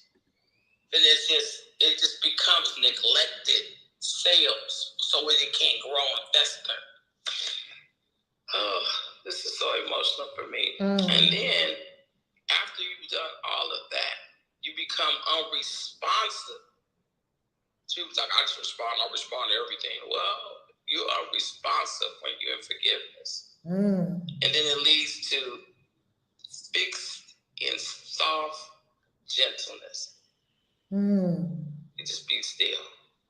I just thought that was so beautiful. So, and I asked myself, so when you work a job, why you working a job? Why you working the job? You guys, that's not every day. Why you work there? Why you work there? So when I got up yesterday, when I rose yesterday, the first thing that came to my mind, I was on my way to go somewhere. Before I start this with you, I get up and go do something. And then my thought was, the first thought, I'm serious, my foot hit the floor, and the first thought that came to me is just, you're going to do this the rest of your life? And I was like, huh? I said, would that be living? I was like, oh my goodness. And so then he was like, Alina, you still at that job? So they were calling me yesterday. So Matthew and Jack, first of all, Spirit told me to quit the first job. I didn't quit it, and they fired me. And then I went out and got another job because, I don't know, I guess I thought I wasn't going to be able to make it. I'm not going to, and stuff was piling up, how I was going to take care of my household, how I'm going to take care of this and that. And so yesterday they were calling me in the room. So mind you, I only started that job in October. December, we're hitting record numbers. January, I'm like number 4 or 5. So that's just, we're just like zooming because we're actually ahead of the people who've been there for years. So now mind you, February 14th is only 14 days from our record month of January. So then some things were going on with me, so I took a couple of days off. I came back, bam, I hit the unit. As soon as I got back, I was on the board. They said, so I'm on the board right away. So yesterday, she texted me in the Zoom room, and she says to me, she said, let's just talk about these numbers. And I was like, what is, the way she was talking, I was like, what is happening here? And then she said, hey, this going up, because I said, I'm doing a lot of busy work, which really doesn't benefit me.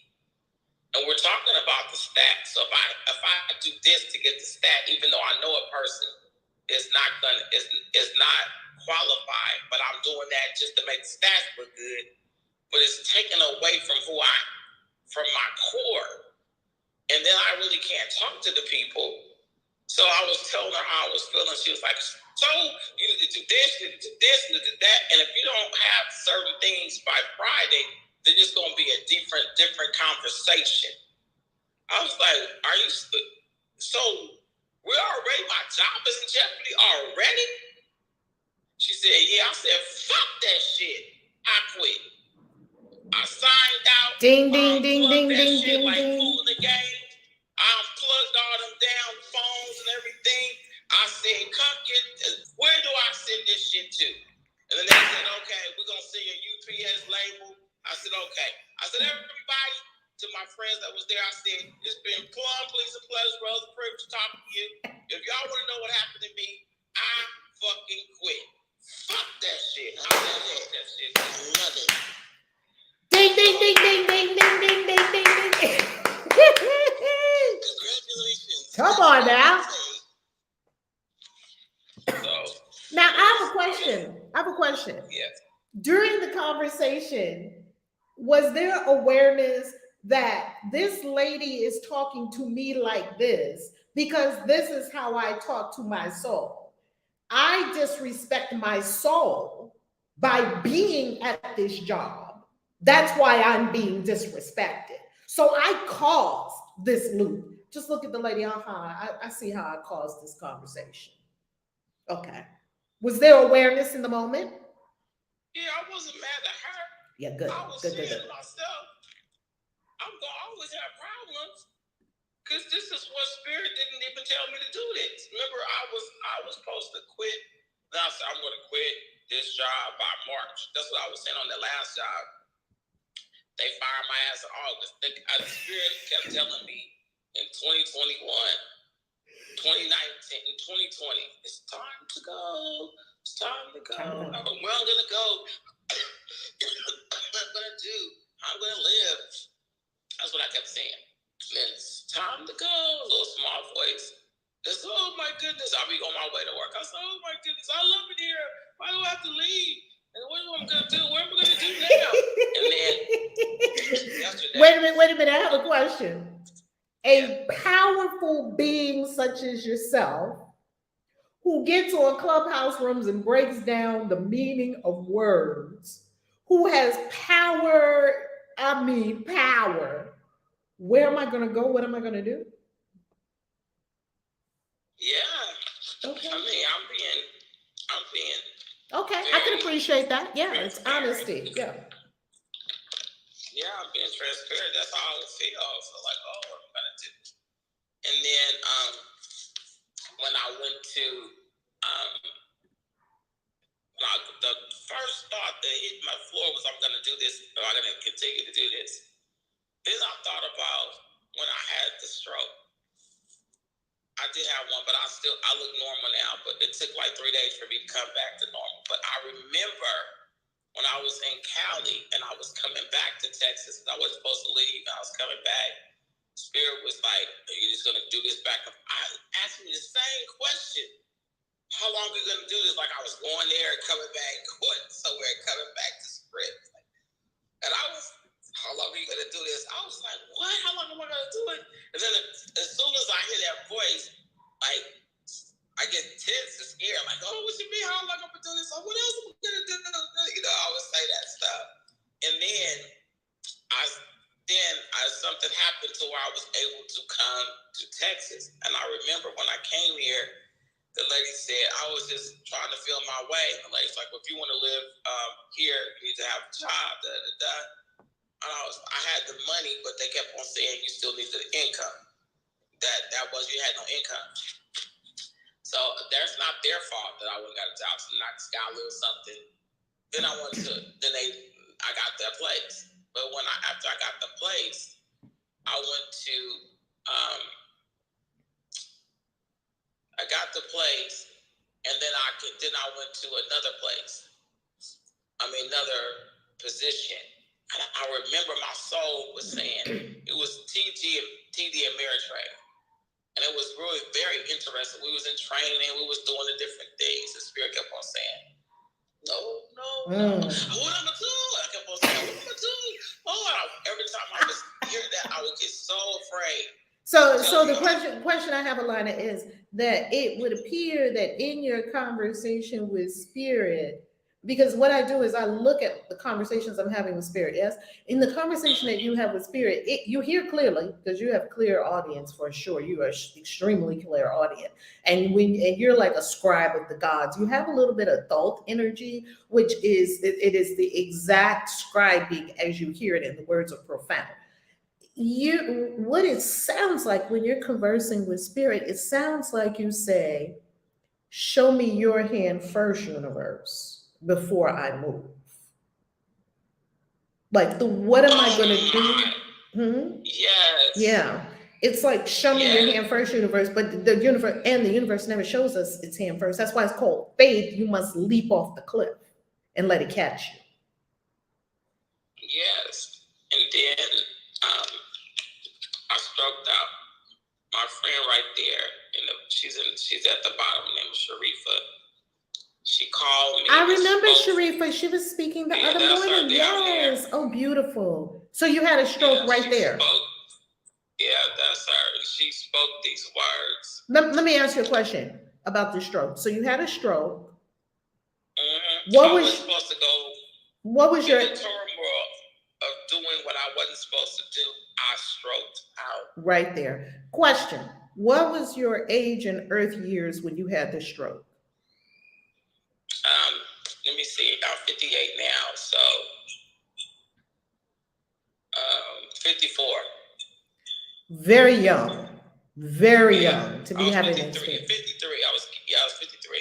Okay, And very so young. I was young. You're right. Okay. I'm still young.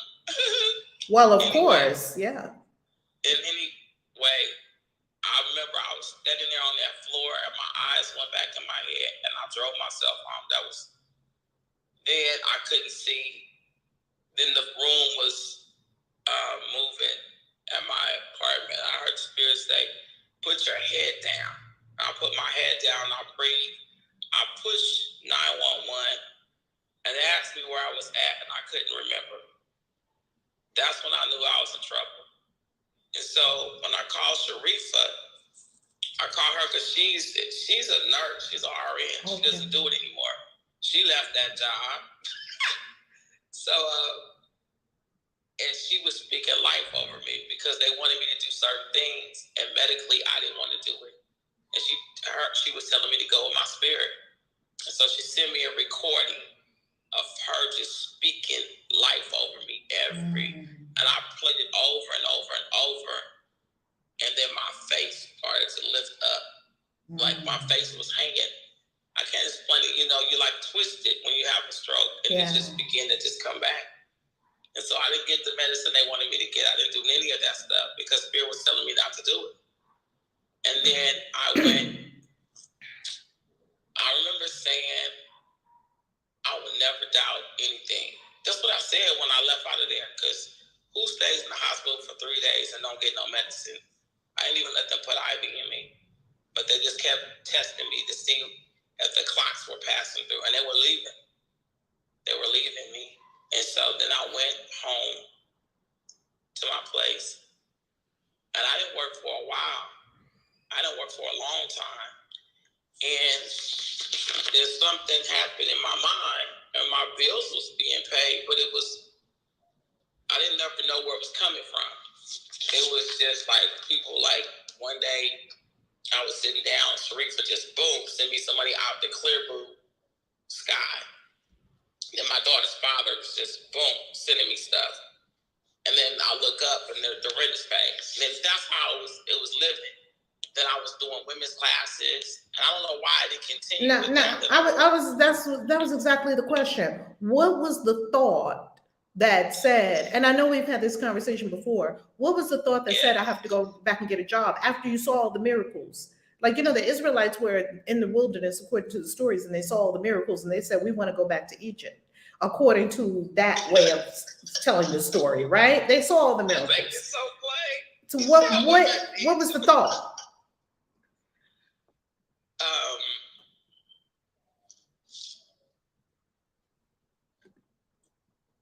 Well, I was like, well, what am I gonna do? And so let's isolate this thought. Let's really get to the core of the issue. Is the core of the issue fear? Well, the core of the issue of everybody for everything is fear. Fear that I don't think the universe is going to take care of me, so I need to take care of myself. Is that what, like, get to the core of it? What is it? The thought pattern is that it's crazy. So I'm just gonna tell you the thought. The thought is like, okay, the universe is saying don't do this, but then I'm saying that I need to give value, and who's gonna pay me for my services, and what services am I gonna do? You know, and you just can't so what you're saying is it goes beyond fear and I need to see your hand first, universe. It goes to willfulness. I know better than you, universe. In other words, you're bucking the universe. Is that what's happening energetically? No judgment, simply awareness. Like, I want to know what I'm doing. Above all else, I want to see. Yeah, I feel that, or I feel like, okay, what am I going to do now? What's the next step? And then when I see people who don't, to me, they're giving great they're doing great things. You know, they're not working, but they're still working. You know. But my question is, what makes you think that you have to know what's next? Oh, yes. Why do I have to know what's next? I don't. You don't. I just did a short about this the other day on YouTube. I just uploaded this short. Go watch this short. Your need to know is killing you. You need to know. Therefore, you're not going to buy a one-way ticket because I need to know when I'm going to come back. You need to know what am I going to do if I leave this job? Otherwise, I'm not leaving this job. It's like a little 2-year-old. I'm not leaving this job, universe, until you show me what am I going to be doing and where is all my money going to be coming from. Lay out the plan for me, universe. It never worked that way for anyone who's living their dreams in the history of humanity. But it's going to work that way for you? No. You said like a little 2-year-old. I'm not going to show you unless you show me. Oh, my goodness. Oh. I'll tell you the things that are missing here, and we're going to be going over this at the 222 Quantum Manifestation event. If you are in any arena, do not have your dream life, come to the 222 Quantum Manifestation event, because the things that you're going to release there and the things that you're going to activate there as we enter the 222 portal is going to be incredible. And one of them is I'm going to be teaching you the 9 elements of reality creation. And one thing you must understand about reality creation, family, you must put your mind there first before the rest of you gets there. So you're having a few issues, Alina. You have a multi-pronged issue. One prong of the issue is that there is no clear vision of what my life looks like as my dream destiny. Your mind is not going past where you are right now. So you got to race your mind all the way to the top of your mountain and live there. So you race your mind to the top of the mountain. This is me speaking on stage. This is me coaching people. This is me writing the books and selling millions of copies all over the world. The translated books are translated into 80 languages. This is me living out my dream destiny. This is me. And it's installed. So you must have the vision first. How to get the vision is that you sit still and not make it up in your head and not make it up on a vision board. You sit still and you receive the vision. You're receiving the vision from higher self. Because you ask, it's the prayer. What am I to do? Where am I to go? What am I to say? And to who? It's the prayer. It's asking. You ask, what is the vision? Well, the vision is this is you on stage with 8,000 people in the audience. Oh, damn. Like the vision is going to be far beyond what you would even think in your own mind. This is you with these retreat centers all over the world. Oh, my. This is you selling millions of books translated into 80, 90 languages. Oh, my. And then you put yourself there now. You feel it, you think it, you sleep it, you live from the vision. Then what's happening is your road is running out. Spirit says, go to 10th Street, but your mind only went to 5th Street, and then there's a big abyss, a chasm, because you can't fathom in your mind that there's a 6th Street, because your mind stopped at 5th Street. And what I'm telling is extend your mind. What I'm telling everyone here, extend your mind all the way to the top of your Mount Everest. And there's even still more than farther than you can currently extend your mind in this moment. Because every dream that I've ever extended my mind to, Spirit passed it so easily. It made my dream look like kindergarten. I would just be like, wow. Like I have awe moments all the time and how good it can get. Like, what? I mean, I have awe moments all the time. Spirit will make your little dreams look like kindergarten. It'll give you so much more. So the reason we're asking, oh, I can't leave my job is your self-concept is you can't see yourself past the job. You can't see yourself in your full glory. And if you can see yourself in your full glory, you're not owning it as a now reality, family. What are you hearing, Alina?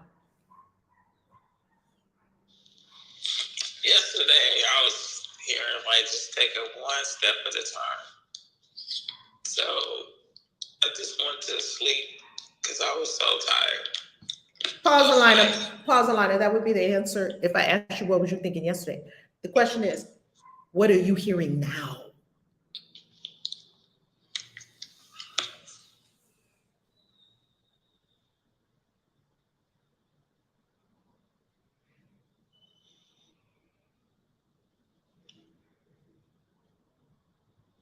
Just surrender.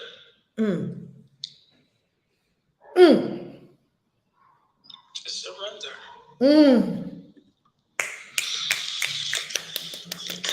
Let go.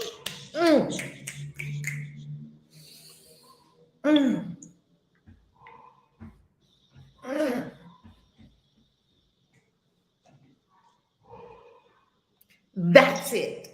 We can always tell when we've reached truth. Surrender. It's one word and it's so simple and it's actionable. It's something you can do now. Surrender, let go. That would be my mantra. I would write it on every wall in my house. Surrender. Surrender. I write it on both my palms. Surrender. Matter of fact, I'm gonna write it on my palm right now. Let me get my pen. Because obviously that's for me. Let me get my pen and write it on my palm right now. Surrender. Thank you, Alina, for helping me. I got it. I got it. Surrender. That's your only word. No story. See, because Alina, the thing with people like me and you, and Dr. and Queen Hadassah, maybe she'll share with you her stories. We too smart for our own good. We know so damn fucking much. And we got everything figured out, and we know what words mean, and we know this, and we know that. And we think the universe works like that. The universe don't work on none of the shit I know. So surrender. Surrender. I serve a lot of big, powerful women. Why? Because I'm a big, powerful woman. I serve women that got the biggest energy. I mean, when they walk in the door, they just like, bam. I love big, powerful women. I love it. I love women with powerful energy. And women with powerful energy, we have a few things going on with us that could be elevated and corrected. One is we know too damn much. We too smart, super intelligent. We know how to break things down. We know so much. Too smart for our own damn good, right? All of y'all brilliant, right? And what do I have to do? Give it all up. Be willing to give it all up. I surrender. I give, God. I know nothing. I surrender. Give it up. There you go. There's your word. Everybody put it in the chat. Surrender. There's our word for the day. I'm doing that now. I think, Rev, the words that you used was that I had a very sophisticated ego. It was like I could really run circles around this stuff, break it down 6 way to Sunday, and still be hurt inside. Surrender.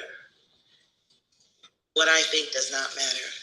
What I feel matters. I can't control what's out there. I can control it by working on me, my inner world, because everything happens in the inner world before you experience it in the outer world. And thank God that I can see what my crazy mind is doing, because then I can correct it. So yes, I'm putting that in the palm of my hand, Rev, because you know we just as crazy to do that. Surrender. So we look at it all day today. Thank you, Alina. And keep writing it out. Write it out. Write it out. Get out your notebook. Get out your journal. Write it out. Surrender. Oh. And write it out. Write it out in your journal. Write it out. Write it out. Surrender. Surrender. Surrender. Surrender. Surrender. Surrender. Yes. I wouldn't even put the I on it. I would say it exactly as Spirit gave it to you, because you have an extremely clear audience. Surrender. Yeah, surrender. Surrender. Yeah, surrender. Surrender. Surrender. Surrender. You're going to have fun with that word today, because the way you break down words. Surrender. Surrender. Every time I get ready to ask Spirit, what is it going to look like, Spirit? I mean, I know you're asking me to jump into my dream life, but how do I make money in my dream life? What kind of question is that? And you know what's fascinating about this whole thing?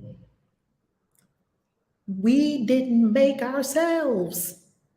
So how do you think you know what's best for you? I didn't create myself. I came from somewhere. And this is what I always go to. I mean, even if you're an atheist, whatever, I came from somewhere. And the thing that created me must know something about me more than me. It brought me into existence and it wasn't random. This is a really smart universe. I can't think that it was random. I don't agree with that because I have much evidence to show me that there's pattern. This is a patterned universe. This is a lawful universe. I didn't just happen here. So the thing that brought me here must be responsible for me. What's the issue, family? What's the issue? Let my soul surrender. That's Ricky Byers Beckwith. Ricky Byers, no longer Ricky Byers Beckwith. Ricky Byers. Let my soul surrender. All right, who's next? Good morning. Good morning. This lesson I wasn't expecting this lesson today, but it was right on time. Yesterday, while we were in class, my mother had sent me a text, she called and was like, she asked me would I call my father? My father is in the hospital with leukemia, and I hadn't spoken to him in over 30 years because of some inappropriate sexual activities that were experienced as a child. And I have been doing this Ho'oponopono. I have found a YouTube video that was healing for your inner child, Ho'oponopono, and she would say things like, to my 8-year-old self, and to the things that happened that were unspeakable, to the being afraid of the dark, and I have been listening to it. So yesterday when my mother sent me that, called me and asked me that, and I was like, you know what, why can't you call and talk to him? I had a talk the other day with someone, and they told me, like, this is all me. It was me that was beating on me. It was me that was doing all these things. And then I was like, but no, this happened when I was a kid. But then I heard you in my head, like, what did you say the other day? Like, basically, the contracts. I asked my father to do this to me. So it was still me, because I asked for these things to happen, for lessons to be learned. So I was like, okay, fine. And I told my mom, I was like, all right, Mom, well, I'm in class. After class, I'll call them. And she was like, okay. And she's like, well, please just make sure you. I'm like, yeah, Mom, I'll call. And I was like, you know what, let me call while I'm in class. Because it was like, I couldn't wait. I don't know why I couldn't, I was like, let me just go ahead and do it. So I called them, and nothing happened. Like, not nothing happened, but I mean, like, I said hello, and he was so excited. He's like, oh, it's my daughter on the phone. And I'm like, oh my God. And he's talking, but he was sick. So I didn't want to keep him talking because he couldn't breathe. But I was like, I just wanted to call and say that I love you and I forgive you. And he was like, oh, I love you too, baby. And I got off the phone, and it was like, holy shit. Wow. I got slightly emotional, but it wasn't even like it was a freeing emotional. Like, I felt so much better. And it was just like a 3-minute conversation that at the end of the day wasn't even as hard as I thought. So then we have this lesson today, and I'm like, oh my God, God. Ooh. What was the lesson for today? What was the lesson? The love in which I forgive. God is the love in which I forgive. And it really, I thought I had forgave him before, and it was like, apparently not, because it kept coming back up, and then this happened. So it's like, I did it, and I felt so much. I don't know. I just felt so much better. But I did have a question for you, Red, because as we're going through these classes and these exercises, like, when there's something big that, like, there's a lesson that, this is probably the 3rd time this has happened, but when we have a lesson where it's something I need to do and I do it, it's like that night I get this excruciating headache, and then I just start throwing up. It was like, it's nothing I ate, but it's just, so I'm trying to figure out, like, since this is the 3rd time, and had my sister brought it to my attention, she was like, didn't that happen after you did something big again? I'm like, oh yeah, but I don't understand what it is. Like, Now that I've literally been laying in my bed with a migraine, and I've thrown up twice since class. And it's like, now that I'm talking about it, like I've gotten on stage, I was like, I'm gonna get on stage anyway and share this because this is a win and it's on topic with the. But I don't understand what goes on, and is that something that you can possibly help me with? Well, girl, when people have spiritual experiences, I've seen people poop, pee, things come out of all the orifices. That they roll on the floor, they snot, they get headaches. It look like you might be having the flu in bed for 3 days straight. I've just been straight, like laying like a board in the bed for 3 days. All of that, that's all energy moving. Now, I'm not saying don't go to a doctor, because if your inner self tells you go to a doctor, go to a doctor. I know what I've seen. I just say go to a doctor. I was just trying to figure out like when I just asked you out loud, what I just heard was purging. Yes. So that's exactly what it is. And if you go on a mother ayahuasca experience, you'll be pooping and peeing and shitting and throwing up. You'll be like, definitely. She would get that stuff out of you. She would get it up out of you. Okay. It's like an energetic enema, and it comes out of all orifices. I'm telling you, it comes out of all orifices. You be crying, crying, crying. And the thing about tears that are happy tears versus tears that are purging tears, because tears are a soul bath. That's why we love when people cry. We love when people cry. We love it. We love it. We love it, because tears means that the ego has stepped to the back because you let it. Because people who don't cry, even when they want to, they're trying to hold it together. They're trying hard to hold it together. They're fighting back the tears. No, I have it together. No, you don't. And you got now more energy trying to hold it together than it would be if you just gave a good 5-minute cry and you'd be done with the thing. So tears of joy have a different chemical composition than tears of purging. The soul bath tears are different chemical composition than joy tears. You know how you just burst in. Mystics cry all the time. I could look at a leaf and cry. Like, that's so beautiful. I could see a baby and cry. Like, just, it's so beautiful. And if you take San Pedro, when you go to Peru or any place where San Pedro is administered by shamans, I recommend plant medicine administered by shamans. I don't do plant medicine just to be doing it. I do it in sacred ritual. You'll be crying at everything. You'll see a leaf. It's so beautiful, because San Pedro is this big heart opener. So there was this shaman with us, and he had been drinking San Pedro every day for 3 days. He was just in tears. He was just so not sad, mystical. He was having like a 3-day mystical experience. And it was just blinding beauty. Like, imagine witnessing a birth and then just being continuously witnessing a birth for 3 days straight. He was blissed out. He was in heaven. And it was just breaking down the ego and breaking down the old structures. And when you get a headache, you're thinking too much.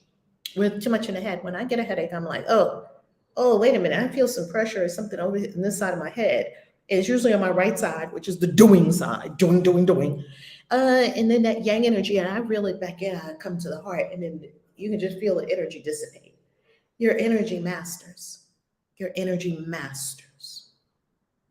Okay? Yeah, in this work of spiritual unfoldment, I have seen so much come out of people in myriad different ways. When you're ready to get that stuff out of you, that stuff will come out. Okay, thank you. That helps. And then, that's funny you said the right side. It's the left side. It's like my left side of my head. This is the third time. It's like, it's just the left side. And then I start puking. And then, I don't know, but now I know it's the inner energy moving. I didn't feel the need to go to the doctor. I don't mess with them people. Okay. And also, I got the message yesterday that I need to do a fast, because I'm going to be fasting, Daniel fasting, coming up to the experience. And the Daniel fast is mostly fruits and vegetables. I might have a little piece of bread here and there, but it's mostly fruits and vegetables, like no meat, no sugar, no, there's a few things that you just would abstain from in the Daniel fast.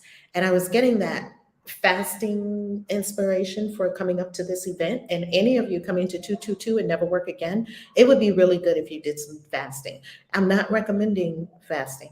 I am offering it. It's on the buffet. If it resonates for you, and if you're healthy, and if you feel so inclined that I want to do a Daniel fast, like mostly fruits and vegetables. So last night I did not have my typical dinner. Like yesterday morning when I ate my breakfast, I knew that that was going to be the last like regular meal that I would have. Like eat whatever I feel like eating, all this delicious, lovely food.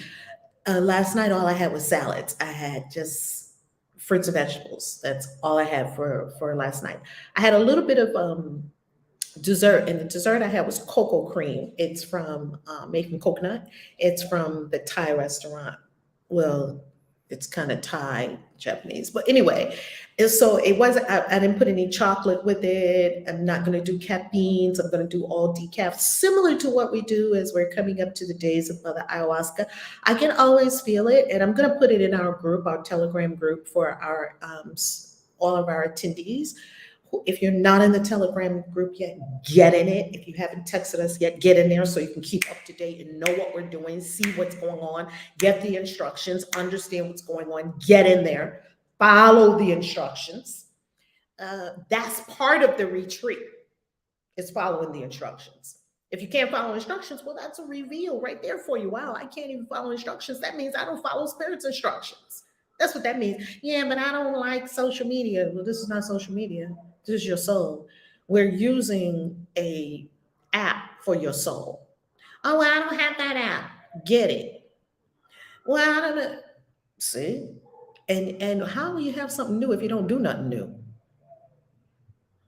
Get in the Telegram group. Text us. Follow the instructions that you received. Okay? Yeah, that's right, Journey. Detoxing. So as you come up on the 222 event, you may feel the happy tears. We love happy tears. You may feel the urge to fast. Look at that. Spirit told me to fast up to 222. Great confirmation. Yes, indeed. That's it. That's it. That you will feel it. I was about to say that. Me and Nadia were just talking. I was like, I need to start back fasting. Need to start our fast today. And then you just said this. Look at that. Now, Miriam, did you already register for 222? Because if you registered for 222, it's in the email that we sent. If you did not, and so check the email. If you didn't get the email, just put it in the chat and we'll make a note to send you the email again. It has all the details in there. Read that email very carefully. I know it has a lot in there. Read it very carefully and follow each step in the email. So Miriam, are you registered for 222 or Never Work Again? And if we take good care of you, we love to take good care of our people. We love that everyone's happy and we're not responsible for your happiness. You're responsible for your experience. We love to do all we can do to create a great space and hold a great space for all our peeps. So Harmony will take good care of you. I'm in the Telegram group as well. Harmony will take good care of you. So Miriam, are you registered for 222? Because the Telegram group, this group is invite only for events, If you are registered for the event 222 on 222 of 2022, so delicious. And you're registered for Never Work Again. Both of them at ValerieLove.com. Click on ValerieLove.com, click on Global Events. If you are registered for those, you received these links. Okay, Miriam? Yes? Okay, continue. Who's next? Okay. And we can turn off hand raising. Thank you. Who's next? I believe we have Barbara. Blessings, Barbara.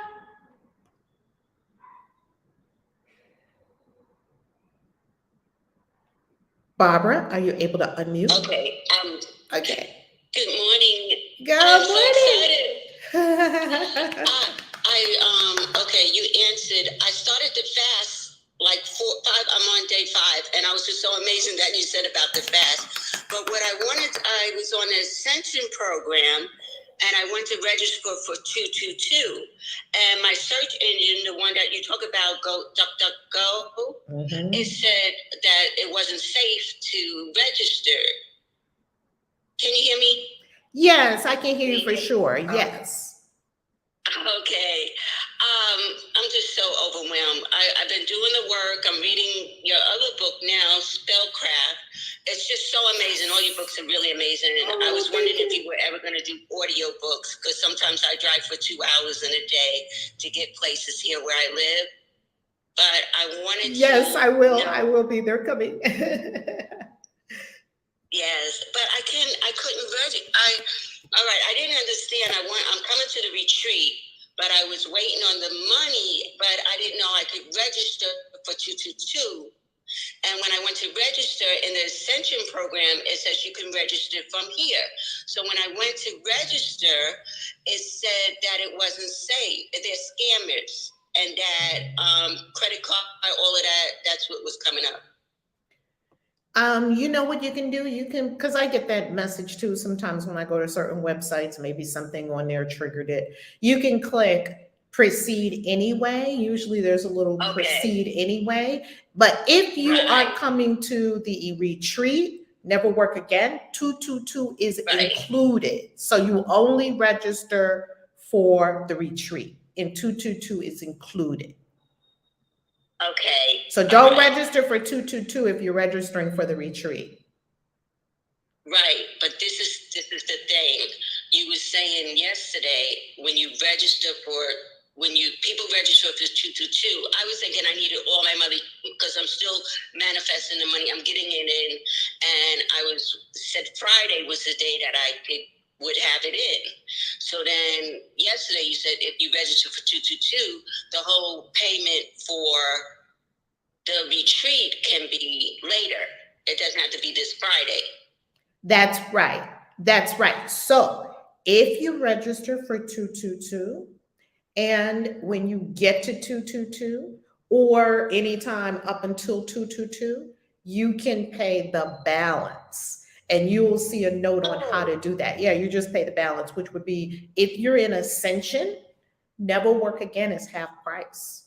I don't know why everybody in Ascension is not at Never Work Again. All of y'all find the money, come to Never Work Again if you want to never work again. But if you like working, don't come to Never Work Again. So Never Work Again is $2,222 for non-members. That's the retail price. For members of the mystery school, either initiation or ascension, y'all get it for half price, $1,111. And what you're going to learn, you can do one thing and make $20,000. I don't think we understand. Yeah. You could get one tip and it make you $20,000, $50,000, $100,000, millions of dollars. One thing. I've done this a million times before. So you've got to know that when you do your 1111, it's an investment. So yes, you do the 222, and then 1111 minus 222 is what you would pay anytime up to 222, and you'll get the instructions on how to submit the rest of the payment. Yeah, you can do that. Okay, that is wonderful, because the Ascension program is awesome. I'm just getting so much. I'm spending hours on this, and I can't even go to sleep because I'm reading the books and I'm doing the work, and it's just so wonderful. And I want to be there. I love it, Barbara. I love it. What has been your favorite part of Ascension so far? What have you learned from Ascension that's like? So much. I have, because it's a lot. And even just, I bought, when I first started looking to you, I did Decoded, and I bought that, and it was $11.11. And that is so much, just doing the work and going through Decoding and the angels and your birth cards. And I was getting so much from that. And then I went to the Ascension. No, I went to YouTube, and for the price $4.99, you gave the book away. Then Get Unstuck, and the other book, Manifest. No excuses. And I'm like, this is so great. It is worth every penny. I was like, wow, this this is really good. Now I said, I got to come because I was telling you about my money issues, and I'm over it because I know I can manifest. I did it before. I've been doing work for a long time, but you have helped me to do the work and to go over it and to study. I feel like I'm in a university and I'm taking 18 credits, and it's like a lot, but I'm getting it and I'm going over it. Even the books that you recommend, I listen to the War of Art. I listen to that on audio from driving. Then the Science of Getting Rich, that is so, I read the book like 10 years ago, but now I'm listening to it over. I listen to it and listen to it again. And I like that part about there is no disease. You know, that helped me so much. I am just so like a new person, a different person. And when people ask me how I'm doing, I say, I'm amazing. And it's just so interesting how the response is, because some people say, oh, you are amazing. And then some people are like, yeah, right. You know, like they don't believe that you're amazing, you know, but it is just so, your books are awesome. And are you ever going to do them on audio? So I can listen to them while I'm driving in my car. Oh my goodness. I am just scooping up all this deliciousness that you are putting out, Barbara, because when I'm writing these books, I'm in a silo, you know, it's spirit, it's me, it's spirit as me, and I'm writing. I don't know the effects they are going to have. Oh, I have the God bumps until people read them and they write reviews and they tell us about what's going on and they read this in the book and then they read that and then it is, it's beyond words. It's beyond words. It is. It really is. And another thing I wanted to say, remember the other day when I was talking to you and I asked, I do pendulum. You're familiar with that, right? Where you ask the question and it tells you. Oh, yes. We work with them in the mystery school. Oh, yes. Oh, you do? So I was telling you about the mystery school. I was interested in mystery school. And that was like the day, I think it was January 30th. And the mystery school starts, the 31st was the last day. But remember, so you're actually in the mystery school with Ascension. You're in the mystery school as well. Mm-hmm. I didn't know until the Ascension, but I was looking at the initiation and the robe and just being in that program. So then it was like, well, my whole thought was like, okay, I can get into it next year if I want to be initiated because it's too late.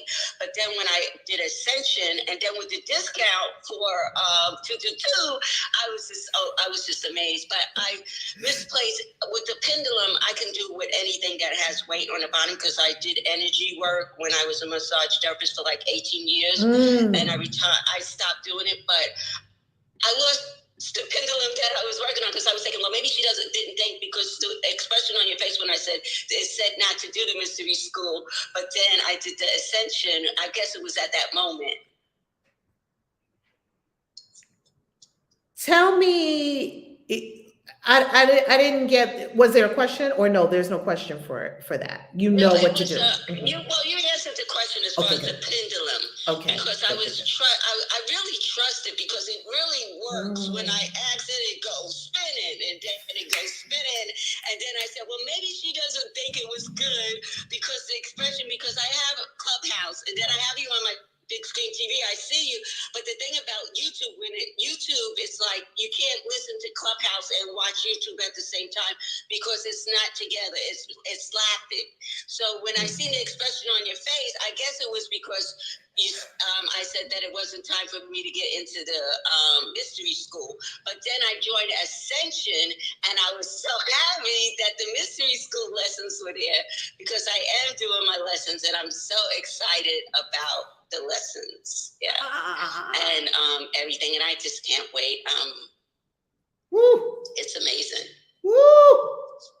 I got the God bumps as you're speaking, Barbara. I got the God bumps. Oh my goodness. This is beautiful. It's beautiful. It is beautiful. It is beautiful. She's a joy. I get to do what I love and what I was born for every day. That's what I get to do. Oh, I love that pendulum. That is nice. Oh, my wow, goodness. Every day. Oh, okay. All right. But because I started thinking, I guess she thought it was wrong. But I lost Oh, I can't find mine, but I can. Oh, no. I got my pendulum right here. So when you look at today's recording, you will see my pendulum. It's showing up right here. Oh, my goodness. Right now. Oh, good. Yeah, I see. And we're at 222 on the recording. That is incredible. As I looked at the recording, we're at 222 on the recording. Okay. Wow. Oh, you know what? That's another thing. All I've been seeing is 222. All the time. I look at, okay, how much gas, it tells me how much gas, how many miles I got. It was like 222. I did that 3 times. Then I looked at the clock, something else, 222. It kept coming up. This is so real. This is amazing. Oh, it's real. Oh, it's amazing. When you tune in, you're tuned in, you're tapped into that dimension. You're tapped in. Wow, that is awesome. Mm-hmm. I'm so happy. And thank you so much, Val, because I just connected and your books. And then listening to you, because you said you've been to Jamaica 4 times. I've been to Jamaica 4 times. And it was like, wow, this is so amazing. And then there's so many people on YouTube that I could have resonated to, but you were the one, and this has turned my life around 360 degrees. Wow. Delicious. I cannot wait to meet you in person and hug your neck. Oh my goodness, Queen Hadassah, Queen Vashti. We got so many new wonderful souls. So many new wonderful souls. I love it. Thank you for bringing yourself here. Thank you for bringing yourself here. Thank you. Thank you. Thank you. God. I got tears in my eyes too this morning, thinking about the books and how much I love writing, the words. I love it.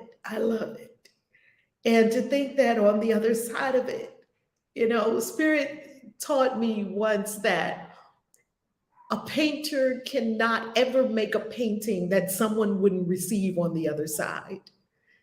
A writer cannot write a book that someone isn't waiting to read right now. So these gifts, they're so powerful. Walk in your gifting, family. Walk in your gifting. Thank you. My pleasure. Thank you. Thank you, Barbara. How do we join the Discord for Ascension? It's an Ascension. The link for it is an Ascension. So you go into the course and you see the link in there for you. Okay. Who's next? Thank you so much, Barbara. Thank you. We have Kristen. Good morning, Divine Lady, Queen Vashti. Queen Vashti arrived. How you loving Queen Vashti? And Kristen. I'm here. Good morning. I'm here.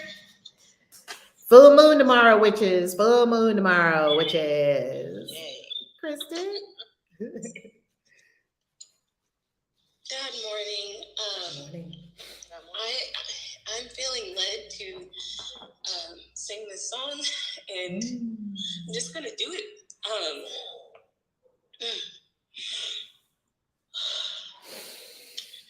I surrender all.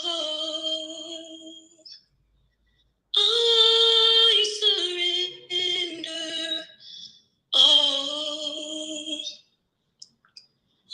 all to thee, my blessed Savior.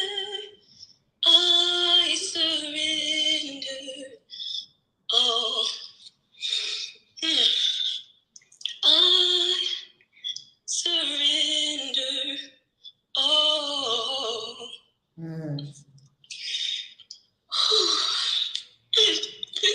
I'm sorry.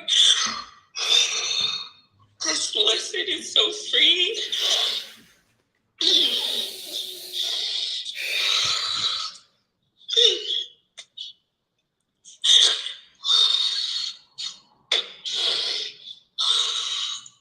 From just realizing that there's nothing to forgive. I was listening to Abraham Hicks. I listen to them all the time, and they're talking about, well, we don't see anything to forgive. There's nothing to forgive. I'm like, what? I hear it, but I can't experience that. They're just some higher world beings. They're up in the 9th, 8th, whatever dimension. And then today's lesson came. God is the love in which I forgive. And I read the lesson a little bit earlier before we got started. And I was just sitting asking Spirit, I'm like, okay, and pull my tarot cards out, because I haven't done that in a while. And what do I need to know? What do I need to grow? And what do I need to let go? And the card that came out was, for growing, was 8 of Swords in reverse. It's just funny how everything is tying together. And for so long, I have personally doubted, hearing the voice of God. And Elida, we were at the clubhouse last night talking about the Lord's Prayer. And there's a person that came on, saying he hasn't heard the voice of God. And I was there. And it's like now, it's overwhelming to feel the presence and the spirit of the holiness that I am, that we all are in this space. And it just back to the 8 of Swords, and what I wrote down is it's time to give up my own mental traps that I've set. And the Course said that those who forgive are thus releasing themselves from illusions, while those who withhold forgiveness are binding themselves to them. Like, I'm the only one holding me back. And so with that song, it just came, and I really didn't want to sing it. My voice is shaking, but it just felt so strong, like I needed to get that out. I surrender all, and it's challenging to let your ego just be over there for a second and just come into the full knowingness and just really feel the holiness that I am. And I have no clue what's next. I do know I'm supposed to be at one of these quantum leap events, so I have no clue how it's gonna work out. I need to stop saying that. Because I needed a computer, and the Spirit told me get up and go, and I was able to. I didn't think I would get approved, but I got approved for a computer that I need, and that worked out. So if I buy these one-way tickets to Dubai from Mexico or wherever, or New Orleans after the Christian witches, from Mexico, then it'll work out. So I surrender all. That's my share.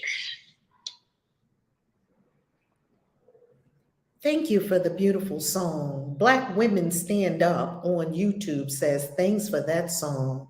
That used to be my mom's song. I just looked up at her pic as you sang. She transitioned in 2013. My mom transitioned in 2013 as well. That's a powerful year, huh? Black Women Stand Up. Wow. Kristen, are you standing in your gifts? Are you using your gifts? Are you walking in your gifts? Are you offering your gifts? Are you sharing your gifts? Not fully, no. Remember the scripture in the Bible that says your gifts will make room for you and that your gifts will bring you before kings and queens.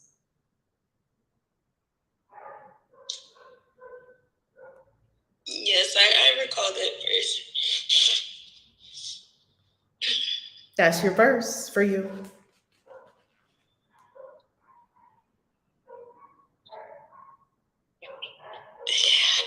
I too just because it's like I know I'm not supposed to be on a job. Like I know that, but that's why I guess with Elida, when you were talking about just emphasis, like no, like there's so much more in just trusting that God's got it. And it's like I say that, but then it's like the fear comes up of like, this literally makes no freaking sense whatsoever to just,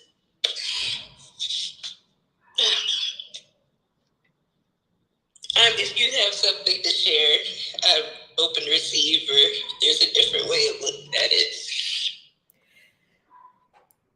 I heard you're scared and get out of your own way. That's what I heard. I heard you're scared and get out of your own way. That's it. Yep, that's it. That's it.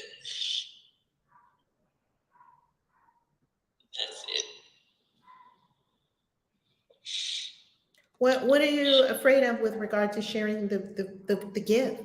People love your music, they love your songs. Sylvia said it touched my soul. What is happening? Hmm. I guess it's if I get to the root of it, worthiness, not good enough, judging my own self. Because I know if I project and say like, oh, other people are gonna like it. Well, first of all, it's not about that. I understand it, but it's just the doing it part.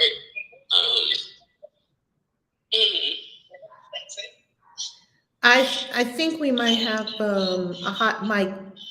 Oh, I think Barbara. I think you have a hot mic. Could you mute your mic? I don't know if Barbara can hear us. Maybe mods move Barbara to the audience if she doesn't hear us so that the mic won't be active. Thank you so much. Mod can you can mute her yourself. You can just click the mute button on her.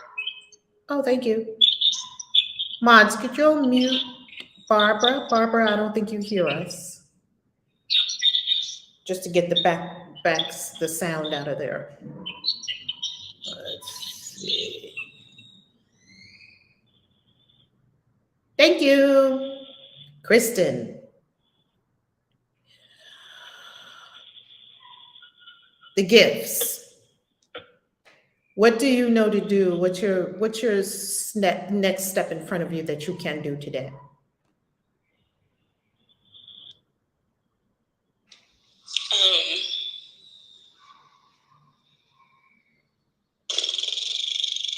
It could be recording a video of me singing or writing a song, but I think that's something that I write all the time. Well, not all the time. Lately, I've been so caught up in trying to make sure bills are paid, so I haven't really been tapping in all the way to creativity with that. So I feel like if I just write, like that's it's not really fully expressing that. So I guess I would say record a video. What's a step that you know you've received from Spirit that you haven't taken yet? Record a video. Oh, of you singing. Say it one more time. Of you singing? Yes, singing, and then just starting to document. Well, really, what I come on here and share and talk about, and with spirituality and stuff, and I guess that gets into fully accepting who I am with, yes, I follow Christ consciousness, but no, I'm not a Christian in the sense of what the traditional church talks about. So I guess it's that fearing being judged. Okay, I get that. I get all of that. Hone in, focus, go within, go to the heart, spirit. What is one step you want me to take right now, higher self? What is it? And I'll do it. Whatever it is, I'll do it. What is it?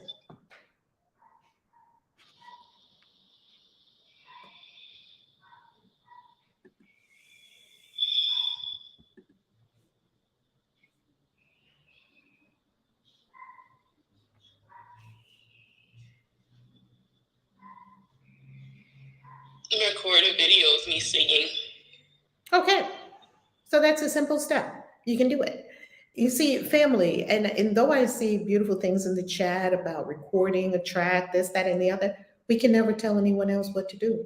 We don't know what they're supposed to do. I don't know what anyone's supposed to do. That's why we ask them, what is Spirit telling you to do? It might be none of those. So, family, don't offer anyone or anyone else other than encouragement, not what they should do or what they could do. Or you could do this, or you could do that, or you could do that. We don't know what they're supposed to be doing. We ask. Everyone's God. You know exactly what you're supposed to be doing. Don't all of us know exactly what we're supposed to be doing? We know exactly what we're supposed to be doing. Now, we're not doing it. Herein lies the issue of why you need people like Reverend Valerie Love, right? And all of the spiritual teachers on the planet. We know exactly what we're supposed to be doing.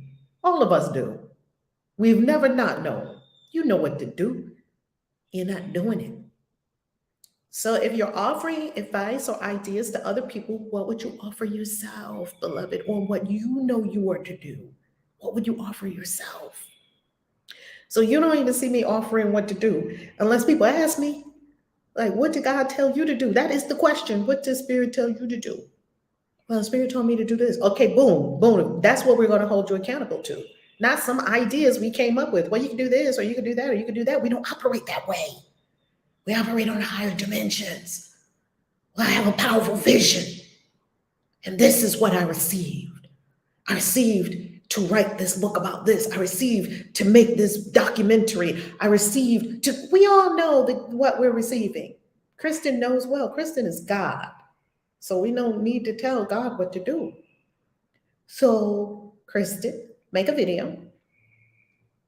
And is there more? Post the video. Oh, nice. That's a good idea. After you make it, post it. Is there more?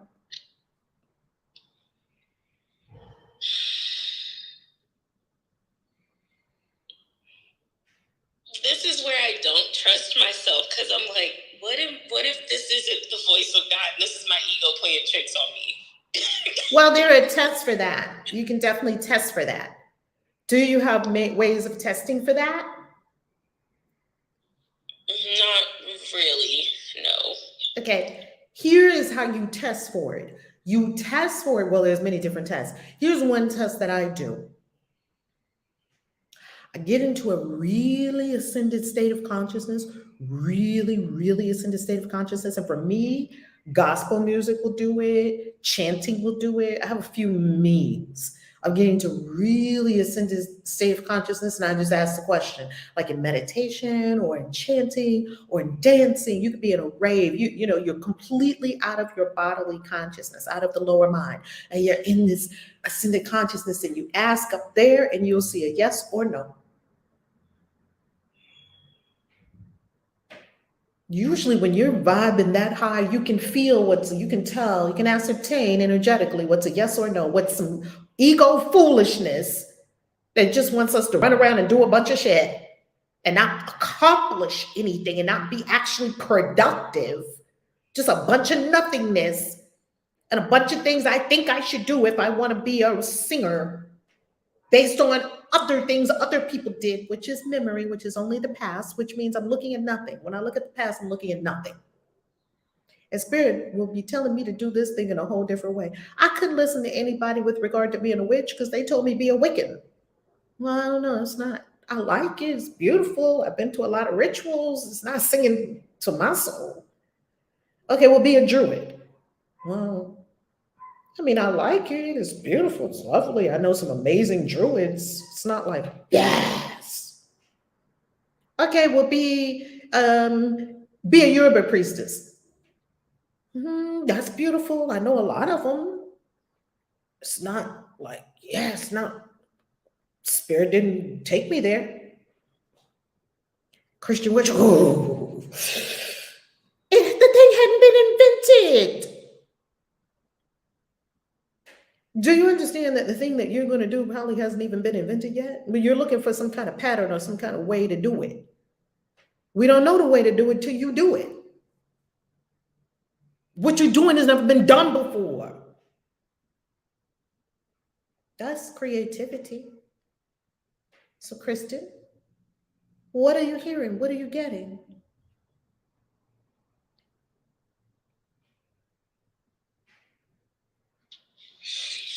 I'm gonna meditate on it some more, like you're saying, get in the really high states of consciousness.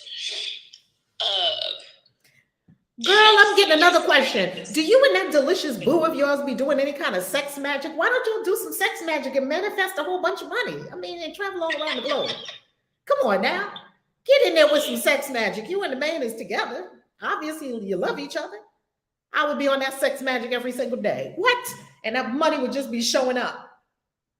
Are y'all doing any sex magic? I don't want to get in your business, but I'm just asking. Hey, I have in the past. Yeah, get on it. Get all the sex magic books, because you have a partnership. You have a divine partnership. Everyone that's in divine partnership better be on their need to be on their sex magic. I don't know why you're letting it go to waste. I mean, you got all these amazing orgasms. You might as well use them.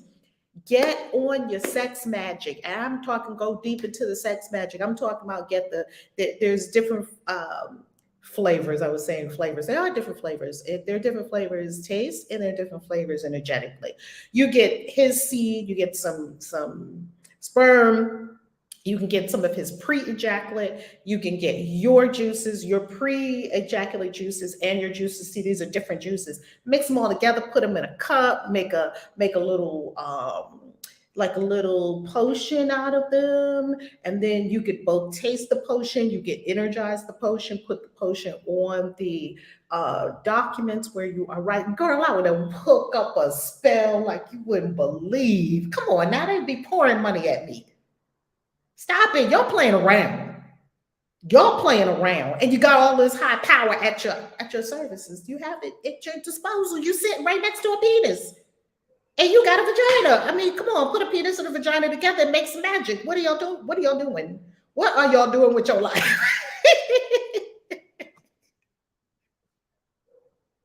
Yes. Okay, and it's funny. Down the line, I'll say there is something that's coming and it's already set in stone. Oh, there it is. So Spirit's like, if you know that that's coming, then why are you worried? Okay. Okay. Okay, Journey got the eggplants out. Come on now, get the eggplants out. Get them. Come on now. Let's work this. I don't know why y'all got these perfectly good men and you're not working them. Would you rather be mad at them? I don't know. Not Kristen, but some of y'all would rather be mad at men rather than work it. Bring the energies together, yin yang, bring them together. Okay? And here's the other thing, Angel. Sometimes when we know we have something coming, we become complacent. Do not become complacent. Stay hungry. You know, there's this song that I love. It says, I hope you dance. I freaking love that song. I hope you dance, because it's like my ethos. It's like you got to dance in life. And one of the things it says in there is that always get your fill, but always get your fill, but always that you'll have your fill and yet you still keep your hunger. And hunger isn't want. It isn't need. That's not what hunger is. Hunger is the delicious expectancy and expectation of expansion. Like the hunger, like you keep pressing into the expansion. You go bigger. You do the same thing the universe is doing right at the edges of the whole cosmos. It's making more stars. It's bursting into more because it can. Like right now, leaves are bursting more, trees are bursting more leaves because it can. There are birds now hatching eggs and little chickies and little birds and little eagles are just cracking out of their shells right now. You know, life is like a big blossoming. It's an explosion of just energy and sex and all of it. So that's what you're to be doing too. That's not want and need. That's abundance bursting forth into greater abundance. Yes. So I love that song. It's like be filled. The universe is not hungry in the state of that it's missing something or lacking or needing or wanting or limited or having a lack in any sense at all. This is a super abundant universe, super abundant, super abundant. It's bursting even more because it can. And that's what it does. So if you are in alignment with source, we would see your life bursting forth with more fruit. Christ said, by their fruit, you will recognize them. I'm giving y'all about $1 million of coaching every single morning. So I hope y'all be kind to a sister and send some Bitcoin or whatever my way. And to all of you who do the super chats, the Bitcoin gifts. Oh, the Bitcoin gifts are lovely. I love them. The Bitcoin gifts, Cash App gifts. Mwah! Love you. Billionfold return to you. Just understand, give and receive. Okay, give and receive. Kaisi love gifts. My favorite gift is Bitcoin. Okay, that's my favorite gift is Bitcoin. All right. Is that helpful, everyone? Queen Vashti, anything you desire to say? Is that helpful, Kristen? Kristen, you know what to do? You know what to do? Yes, that's very helpful. Thank you. Beautiful. Queen Vashti, how you loving? Got anything you want to share? I really didn't have anything, but that's magic. Yeah, I thought about that last night. I'm a solo practitioner, but I'm gonna get on my sex magic. Girl, get on that sex magic. Look, I don't need a penis to do sex magic. I do sex magic all with myself. And if there's a penis involved, lovely. I can get it on. You can do it. You can do it. Thank you. Oh, completely. I just wanted to, see all the wonderful souls that we have here, and I just get so excited when there's these moments of awareness, and it just makes me so happy that our community is growing. I heard you mention my name earlier. I was a little bit busy though, but I just love what it's looking like. It's going to be fabulous. I can't wait to meet you all, and everyone who's coming to the 222 and all the ones that are coming to the Christian Witches Convention in New Orleans. I can't wait to meet you all. I'm very happy about the way our community is going. So yeah, I'm complete. And you know why it's happening? It's definitely not happening because of anything other than our choice and our commitment to serve at a much higher level and to do something we've never done before. And when you do something you've never done before, you get results that you've never received before. And I've never made an insane commitment to show up every single day for as long as it takes. Not every single day for 20 minutes, not every single day for as long as it takes. Like I just feel in my sense, I just sense, okay, we're complete. I just sense it. I just decided to what would happen, Spirit, if I just gave you myself every day, all day. And all Spirit said was mornings. And guess what? I could sleep the rest of the day. After I come serve you, of course, I write and I can walk around and eat delicious avocado toast. I can go and twiddle my thumbs in a gorgeous cafe and sip a latte. I take naps. I can do anything I want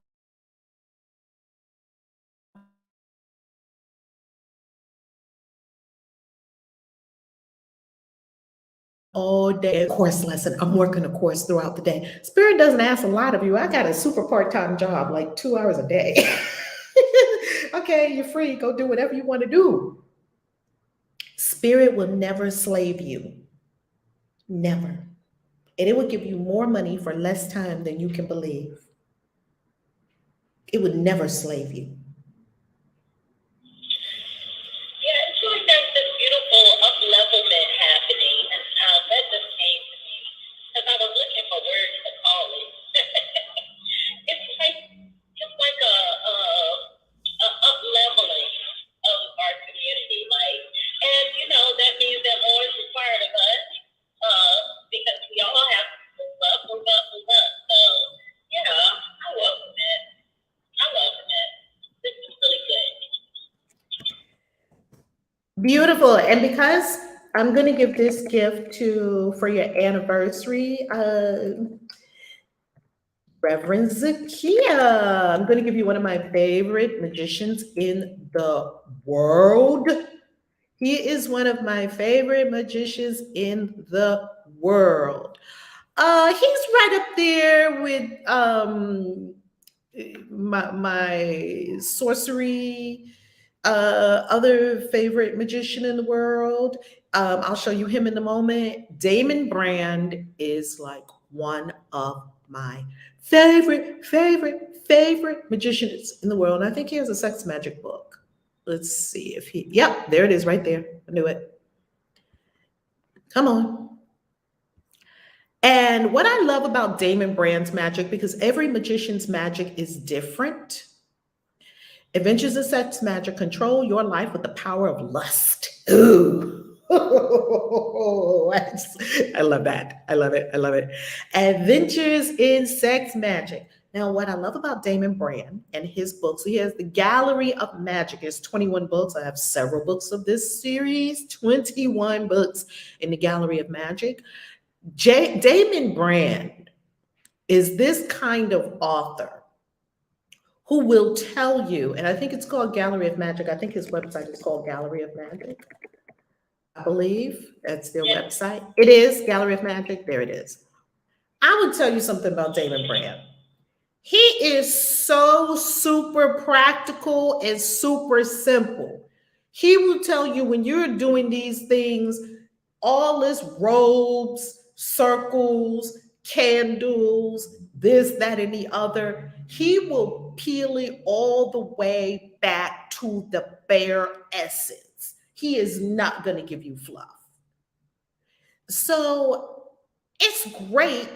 Robes, great. Circles, great. They have their place. There's some things I would not do unless I was in a circle. Candles, great. All of the wands, all of the accoutrement, great. He will teach you, you don't need any of that for this particular kind of magic. Now, different kinds of magic, you need different things.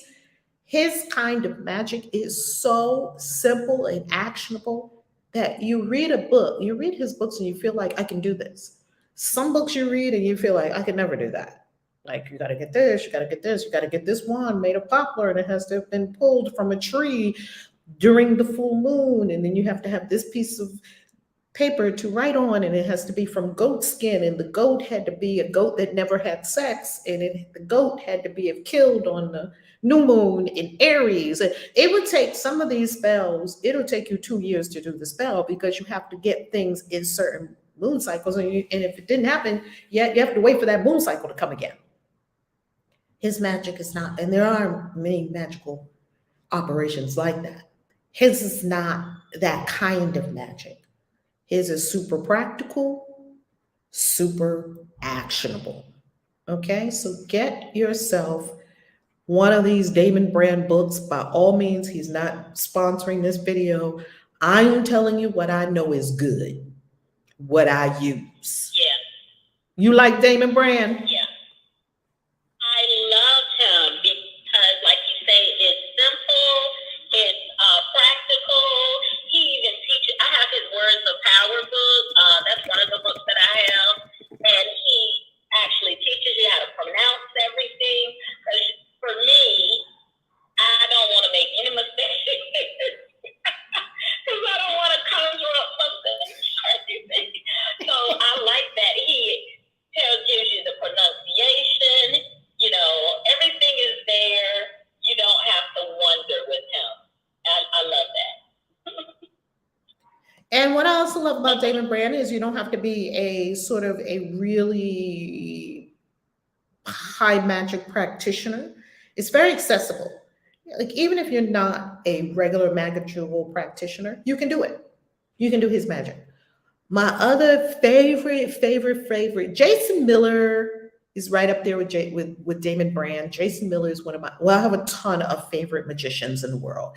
Jason Miller is another one of my favorite. They're all up there, like with my fave magicians. Jason Miller.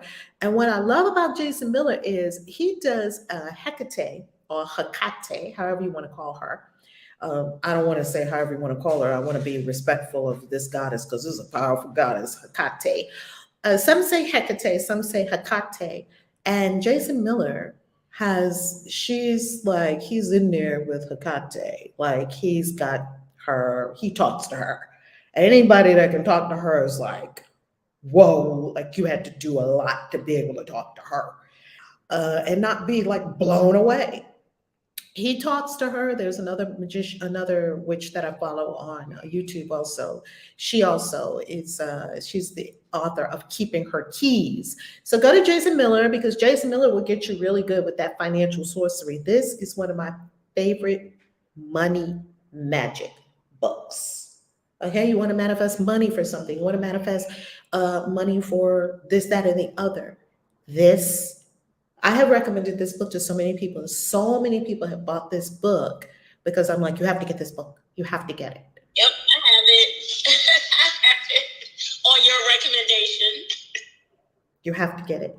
Now, if you want to be kind to Reverend Valerie Love, go to, which of course you would want to be, right? Go to valerielove.com, click on books, and then go here where it says Valerie Love's Amazon recommendations page. If you go to my recommendations and you see magic, you can click, you will see financial sorcery on here. Let's see, where is financial sorcery? Because you'll see Damon Brand's books, and you will also see, it could be under money magic. Let's see if I see financial sorcery in this section. I might not have it under magic. I might have it under money. Either way, click any of these books. And if you click any of these books, I will still get compensated for any books you buy during that session anyway. So even if you don't see one of the books listed here that I am recommending to you, let's see if I see it under money. I have Jason under here somewhere. Where do I have him? Is it under money? Money and wealth. Maybe it's under money and wealth. There it is. Financial sorcery. When you click on that, you start a session from my link, and then I still will be compensated from anything you buy from Amazon during that session. So even if you're going to shop on Amazon for slippers, go to valerielove.com first and click on the books. And I hope you buy one of the books. If you don't, anything you buy will still be compensated for because you started your Amazon shopping session from valerielove.com from my link. So if that's just another way that you can support the word. Yay! All right, that's it. We're ready. Queen Hadassah. Oh, yes? Oh, sorry. Mm-hmm. I just wanted to shout out my mom who's here. Wow, hi. That was it. Your mom is here? Yeah. Yay! Welcome. Is she on YouTube or is she in Clubhouse? Where is she? Oh, sorry. Here on Clubhouse. I said in the chat, at the bottom. Oh my goodness. Welcome, Kristen's mom. Everyone on stage, can we all welcome Kristen's mom? Oh, wow. Welcome. Oh, we're so happy Kristen's mom is here. That's beautiful. Beautiful. Queen Hadassah, our galactic signature for the day. Wonderful, Rev. Yeah, yet again, another lovely, delicious lesson we dove into. Thank you for everyone that shared. Thank you, Alina, for our word for today, surrender. Thank you, Kristen, for that beautiful song, and keep singing, girl. I don't know what you're doing, just keep singing. Anyway, we are today in Kin 168, Yellow Crystal Star. I dedicate in order to beautify, universalizing art. I seal the store of elegance with the crystal tone of cooperation. I am guided by the power of universal fire. I am a galactic activation portal. Enter me. I dedicate in order to beautify, universalizing art. I seal the store of elegance with the crystal tone of cooperation. I am guided by the power of universal fire. I am a galactic activation portal. Enter me. I dedicate in order to beautify, universalizing art. I seal the store of elegance with the crystal tone of cooperation. I am guided by the power of universal fire. I am a galactic activation portal. Enter me. Yellow crystal star.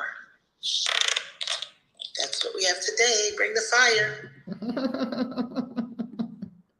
Love it. We know the drill. Everyone on stage, send some love to the Love Tobers and to the Facebookers, everyone all over the world. We love you. God bless you. Have a